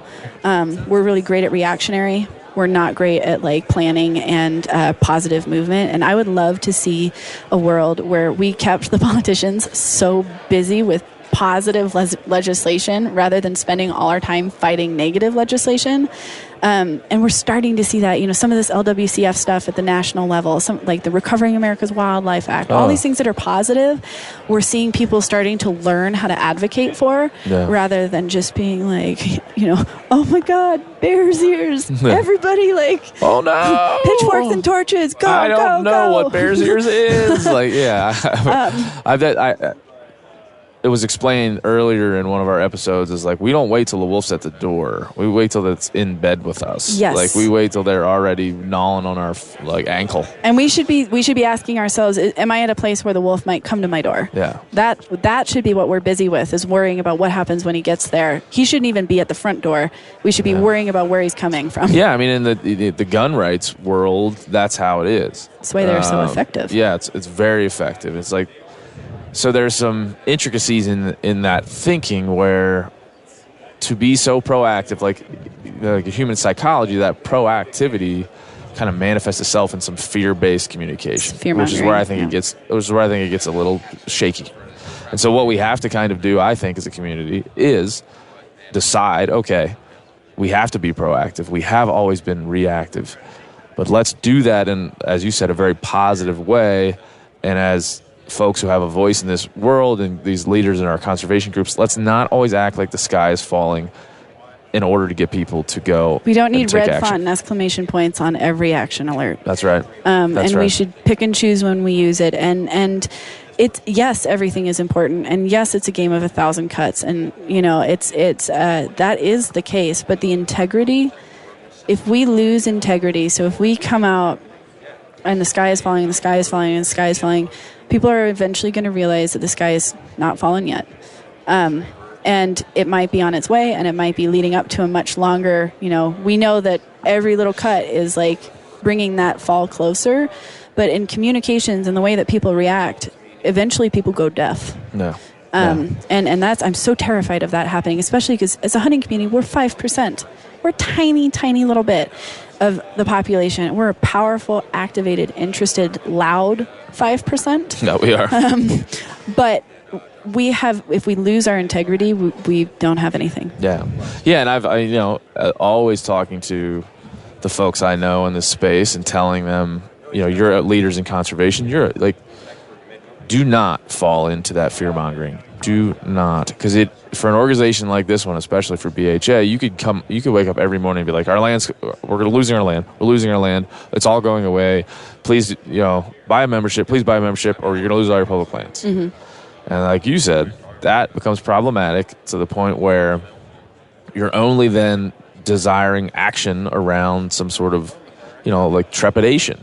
Instead of waking up in the morning and be like, dude, I really want clean air, clean water, public lands to be accessible, and that's my positive view of the world, and I'm going to go out in the world and make that happen. Leave it better than we found it. Right, and there's like some manifestation of those ideas, that positivity that you can't have if it's fear-monger. You can't have that you lose it, the ability to do it that way. You lose the honest communication in it. And yes, you get an initial reaction. But I also worry, when you do send out like that, everything's bad.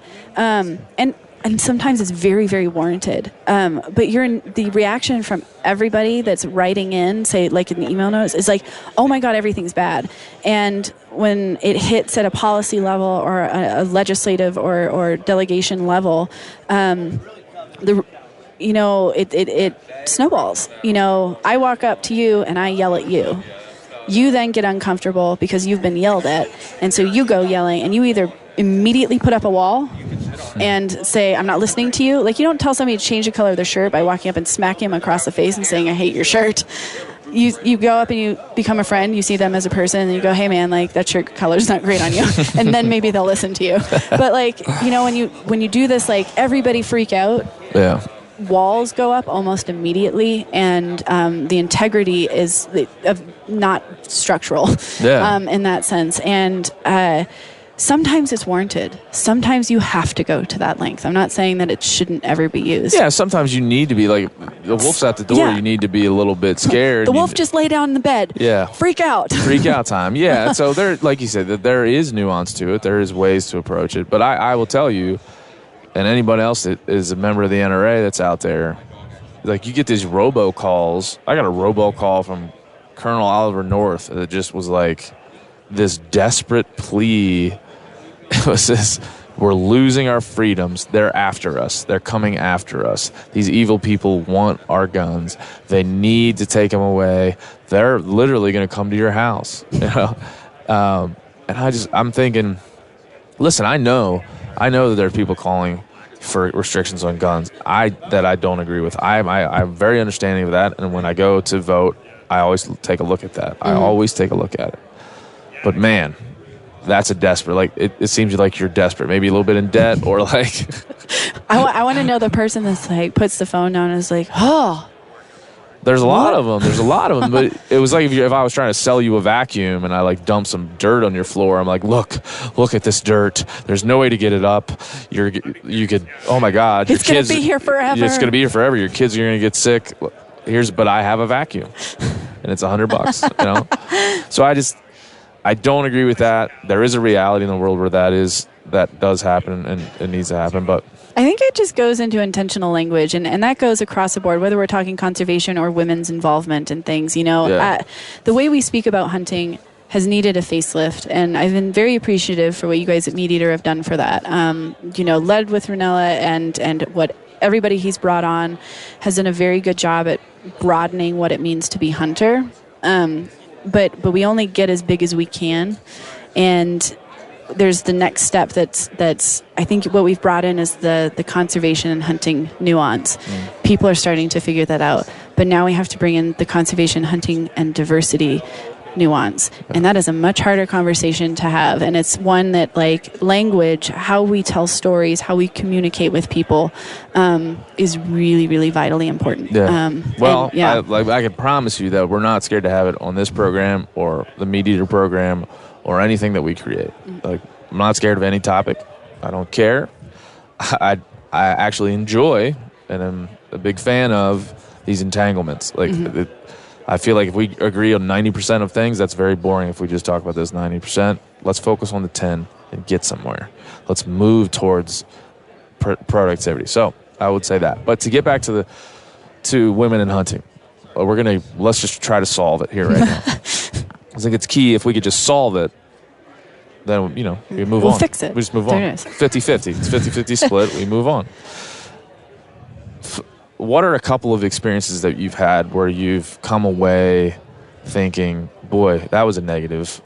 And again, it goes back to, like, kind of the epiphanies I've had lately about how we do this and the issues that I've not brought up.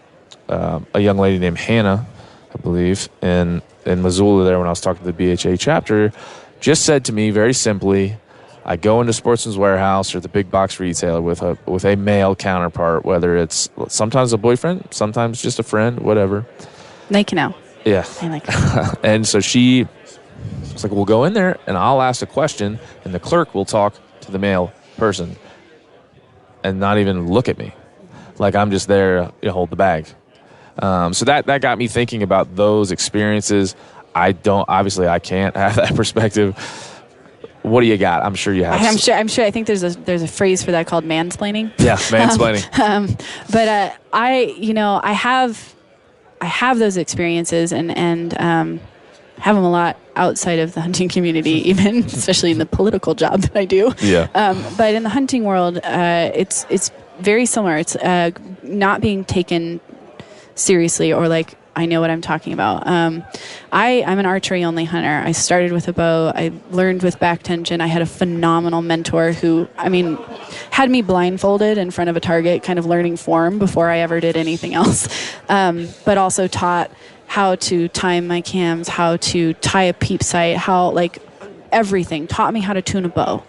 And I've found myself going into bow shops and knowing more than the bow tech, and trying to explain what I want done because I don't have a press, and being like, no, this is what I want done, and then being like, you must not know what you're talking about. Have you ever tied a peep sight in before? And just being like, yeah, I tied that one, and that kind of thing. That's been a frustrating one. And I think also we experience that in the car mechanics world. But also the just when I go in to buy a bow, actually my first experience was I walked into a store and kind of knew what I wanted, and I was handed the choice of like raspberry pink camo, and like turquoise or something. Oh yeah, of course, that's what you like. Yeah, and it was very much like, no, I want to hunt with this. And they were like, I'm sorry, you want to what? I was like, I want to go hunting with this. I don't want a bright pink bow.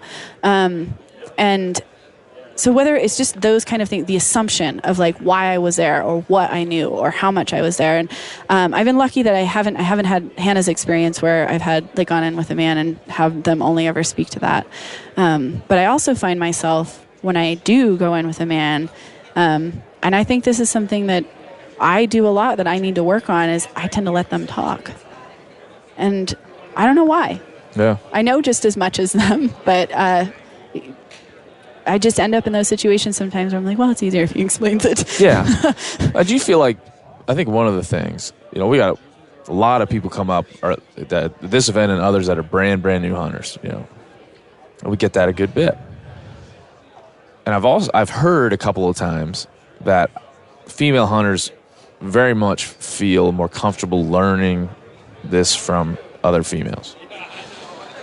I'm like always skeptical of that because I'm like, are we still pandering here? Are we calling them female hunters? Are we trying to put them in a little group like, oh, a female hunting camp? Haha, you guys go over there and do your you'll just be pillow fights and things. Like, I wonder about that. So there's two sides of it to me. One, I hope we're not creating these like artificial female hunts. So, but the other side, do you feel that that's the effective way to teach a new female hunter to go and do it, to be surrounded by a bunch of women?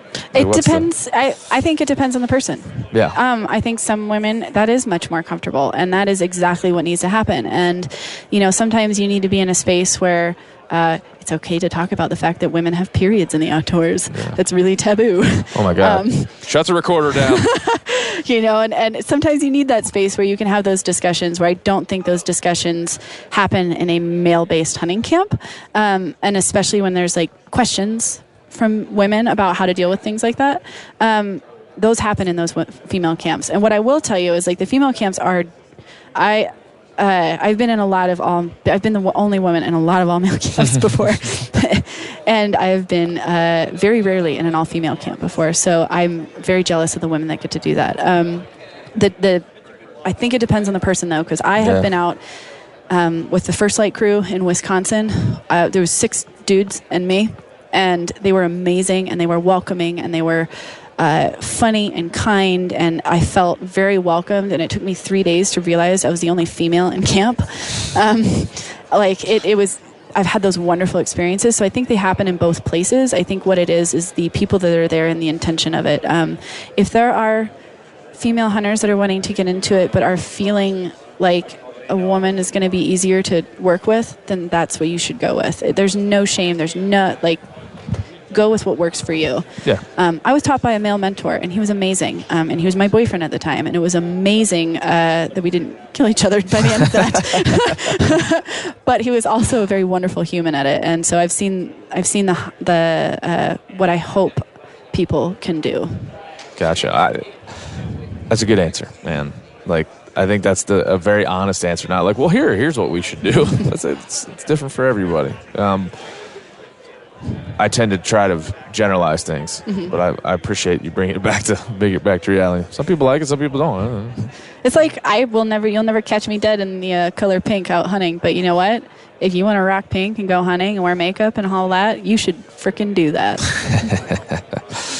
All right, well, there's some other things we want to cover, but I think we solved the woman thing, so we're good with that, right? We're people too. Treat us like people. So we're nuanced. What's the word that we're going to use? Because somebody wrote in to the Meat Eater podcast, and they said, I don't understand what's wrong with sportsman, because it's sportsman, woman. That made me laugh. But also made me think, what's the word we use? Because I'm a writer, or I've written a lot of things, and I get a little weird. I don't have an answer for that. Sports people? Sports people? No, it's weird. Sportswomen is more of a mouthful. That's just that seems weird. Sportsmen and women? I have to say, sportsman has a different... It's not just the men thing that bothers me. I really hate sport. Oh, yeah, sport and men. I really hate sport. Fuck both sides of that word. You're out. Don't like that word. We canceled that word. Thank God we took care of that. Canceled. Yeah, I think sport, I think when we talk about intentional communication and language, sport does not communicate well what hunting is. Okay. But I don't know. I don't have an answer for that, and it's something I've struggled with Artemis. Yeah. We're like, okay, we're Artemis, but what do we call all the amazing men that are supporting us? And we're like, Artemen. So you have that's not bad though. You have these but there is no word yet, and I find myself intentionally avoiding sportsmen and sportswomen. I will just write hunter and angler. Yeah. Which is not fun to always have to spell out, and it's a long and it's a mouthful and that kind of thing. Yeah. So I guess the call out there is we need a word. I don't have an answer to that. Write in THC@themeateater.com and then give us the word we ought to be using to describe us. our little group here. Yeah. Because I get nervous. Like sports people, fuck, that's stupid. Yeah, it's just a weird one. And I get lazy. I use the word sportsman because there isn't a better word out there, but I use it and then I internally cringe because I hate it. There's a lot of people that are like, damn, snowflakes, changing the words. Exactly. Talking about diversity. You're like, I wonder why this community's had a closed door policy for so long. That's the point I like to make is like, man, I disagree. I disagree with a lot of things a lot of people say. I mean, all the time. And when someone comes in and walks into our community and is not really one of us, right? There's an example out there, and with a feller named Charles Post, who's in who I love and I think is an awesome human being. He's kind of in the outdoor rec space. He's an ecologist. He's from UC Berkeley. And he started working in the hunting space and doing a bunch of things. Came on this podcast a couple of times. He comes from California, man. If you ever met the guy, he's like granola in the best way possible. Like he wears strappy shoes and like he's real bubbly. I mean, he's like the opposite of what we would expect to have in our world. And so when he first came in, it was like celebration. Somebody that's not like us came over. And then he stepped out of line and made some comments about gun control. And he now has to, a lot of people said, well, now he has to leave. He's not one of us. What the fuck? How are we going to achieve a bigger community if that's how we treat people who float ideas we don't agree with? This strength of a topic is supported only, when you talk about when we're talking about policy and you're like, the best thing is when it's supported by everybody at the table. Yeah. We are not making strides in conservation because our table is fucking tiny and it's not friendly to sit at. Yeah. Not having it we should be able to have opinions and be able to disagree with each other respectfully, but still work towards the same goal. Yeah. Like our common goal, that light at the end of the tunnel, I think is probably across the board the same for all of us, but it's very nuanced in how we get there and how we want to see it get we should be able to do our own journeys. You should be able to take this trail and I should be able to take this trail and we still get to the top. Yeah. And no wonder people that aren't white bearded dudes don't want to come into this. Yeah, the beard seems like to be that thing now. Oh, the whole meat eater office is like the same person just cloned. Luckily, Ranella has no beard. Giannis doesn't. But the rest of them, all of us, we just bearded fellows, and then we'll have a mustache, and that's it. But no wonder people don't want to come in if that's the way we're going to treat him. This is a dude from California. What do you think he thinks? Think about their nuance. Where did they come from? Yeah. Why did they think that they do? And would you feel the same way if you were in their shoes, raised where they were, and had people are a product of a lot of different things. And bring him in, celebrate the diversity he brings to our group, and the expertise he brings. But then when he speaks up on something like gun control, and he was wrong, I told him so.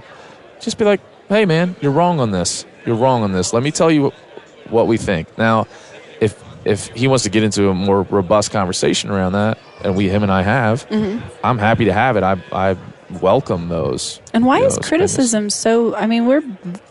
It's hard.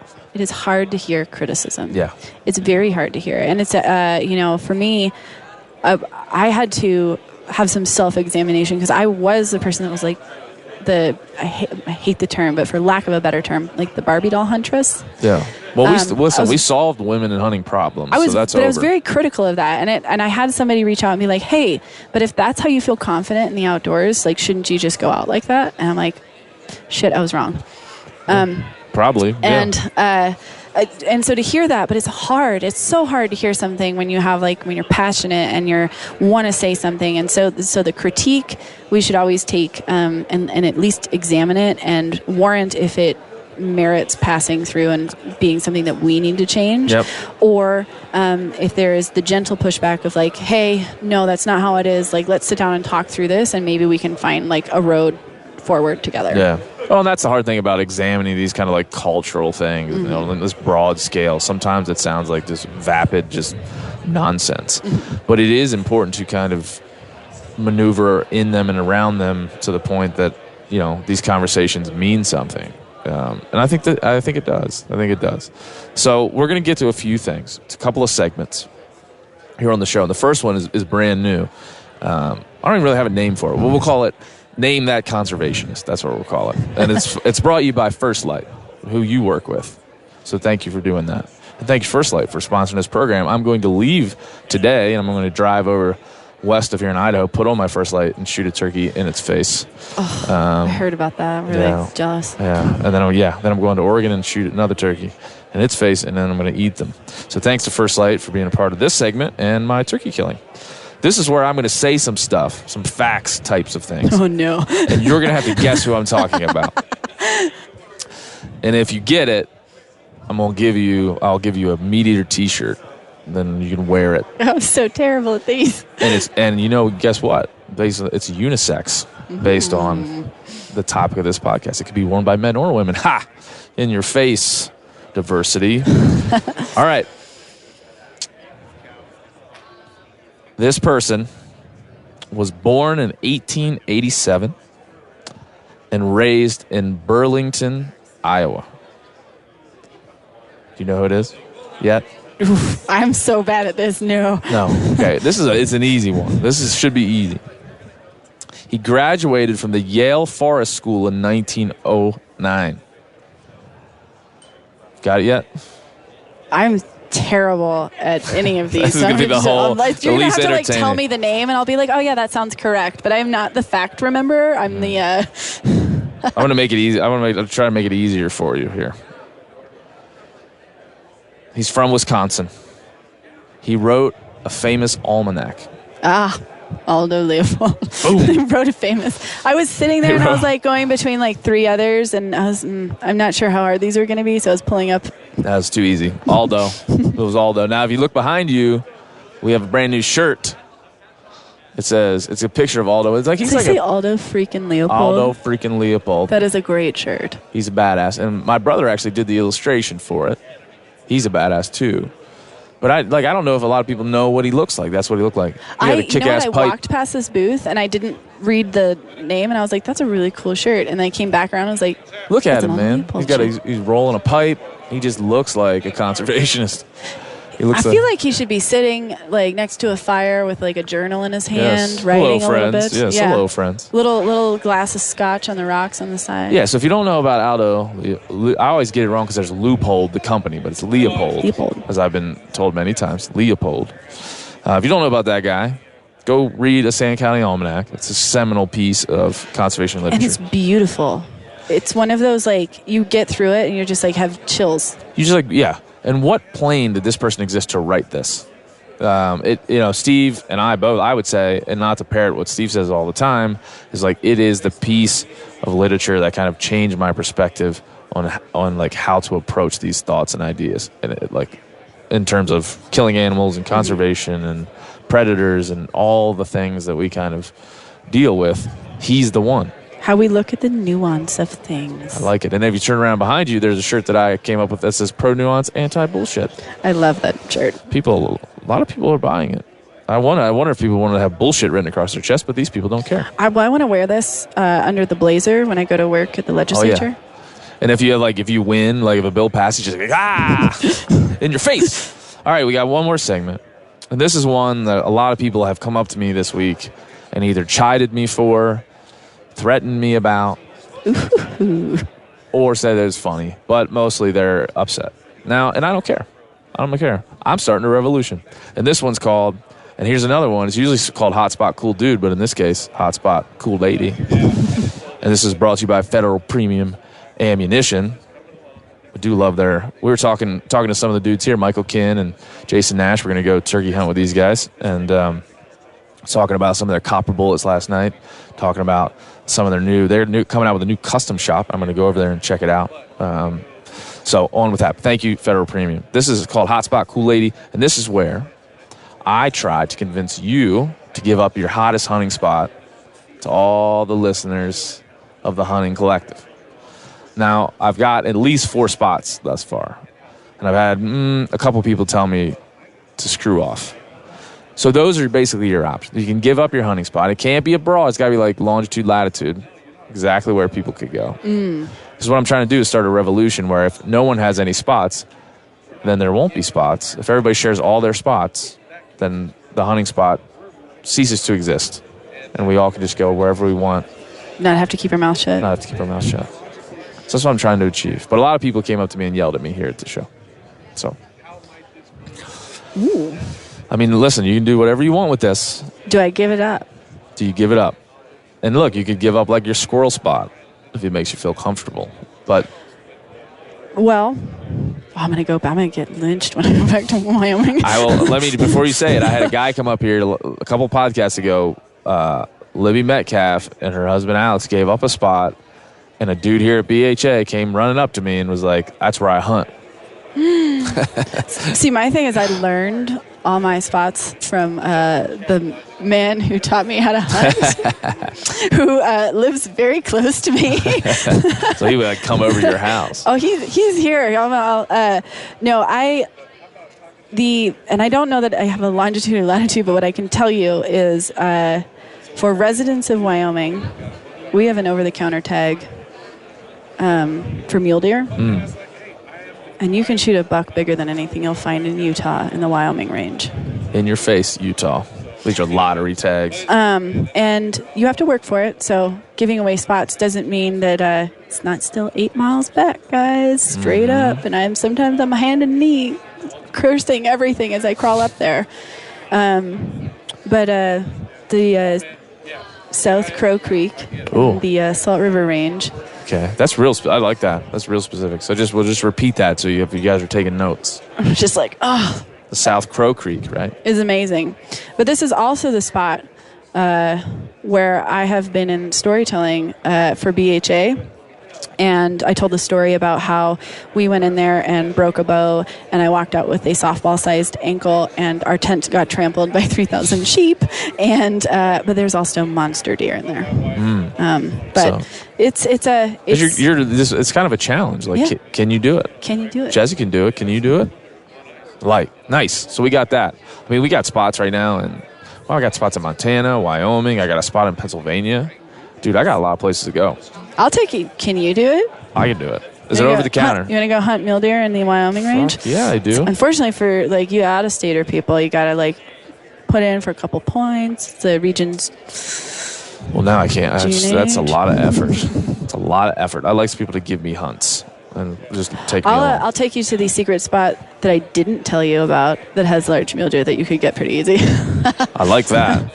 That's a good way to be a recurring guest on the Hunting Collective. Is to be like, next time I'll give you another spot. Next time I'll give you the other spot. All right, good. Well, listen, thank you for what you do. Thanks for being a positive voice for this world. And really, on the ground level, what you do in legislature and what you do as a lobbyist is important, way more important than my talkie show here. So I very much appreciate that. And thanks for being open and candid about, women in the outdoors. It's something that we'll continue to cover on this program and many others. So go follow. Where can people find you? WyomingWildlife.org is who I work for. Yep. But then you have Artemis.nwf.org, NWF for National Wildlife Federation. And then I'm on Instagram and Facebook as Jess Johnson or Jess C. Johnson. All right. Go follow. Thanks, Jess. Thank you. That's it. That's all. Another episode of the Hunting Collective in the books. Thanks to Brody Henderson. Thanks to Jess Johnson for hanging out. I really appreciate them. I really appreciate everybody at BHA, all the members, all the staff, everybody that came out, took part in a wonderful weekend in Boise, Idaho. Everybody that came to our seminar talking about hunting ethics, we really appreciate you. It was a great conversation. Sometimes it can seem... It seemed like it's not so pointed because there isn't going to be a conclusion, but just talking about these ideas and having the conversation, I feel, is important. But what you need to do here is go to the Meat Eater store, meateater.com, themeateater.com. Go to the store. There's all kinds of cool stuff there. We just launched a brand new Aldo freaking Leopold shirt. The man is the father of conservation. He is the writer of some of the best works on conservation, and now there's a shirt to celebrate him here from the Hunting Collective. We also got Pro Nuance Anti-Bullshit. We've got hoodies. We've got all kinds of stuff there. So go check it out. And write us in at thc@themeateater.com. You're going to love it, and we love it. Thanks for joining us. I'm going to leave you with old number 7. See ya. Old number 7, Tennessee. he got me drinking in heaven, and angels start to look good to me. They're gonna have to deport me to the fiery deeps. Oh, to the fiery deeps. Drinking in the fiery deeps. Oh, to the fiery deeps. Drinking in heaven.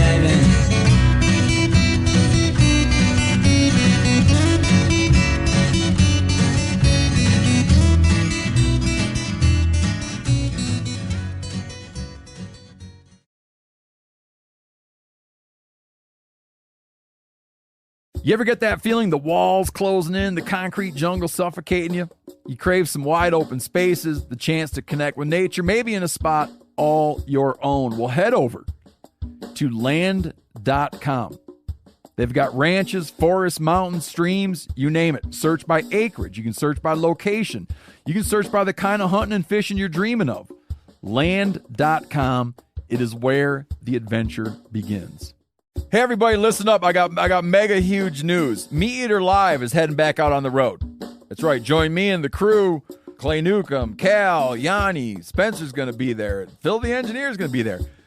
Meat Eater Live headed back out. Now, when you get every ticket, okay? Every ticket you buy, you get a signed copy of our new Meat Eater Outdoor Cookbook. This tour is celebrating the release of the book. Buy a ticket, get a signed copy, Meat Eater Outdoor Cookbook, wild game recipes for the grill, smoker, camp stove, and campfire, which I'll point out is a $38 value. Here's where we're going to go. April 23rd, the Mesa Arts Center in Mesa, Arizona. April 24, the Balboa Theater in San Diego. April 25, the Grove in Anaheim, California. April 27, the Crest Theater in Sacramento. April 29, the Union in Salt Lake City. April 30, the Egyptian in Boise.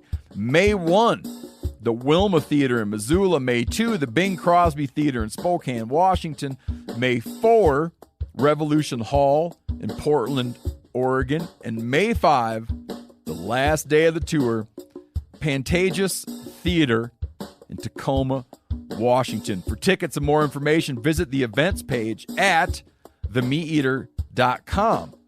Hope to see you at the show.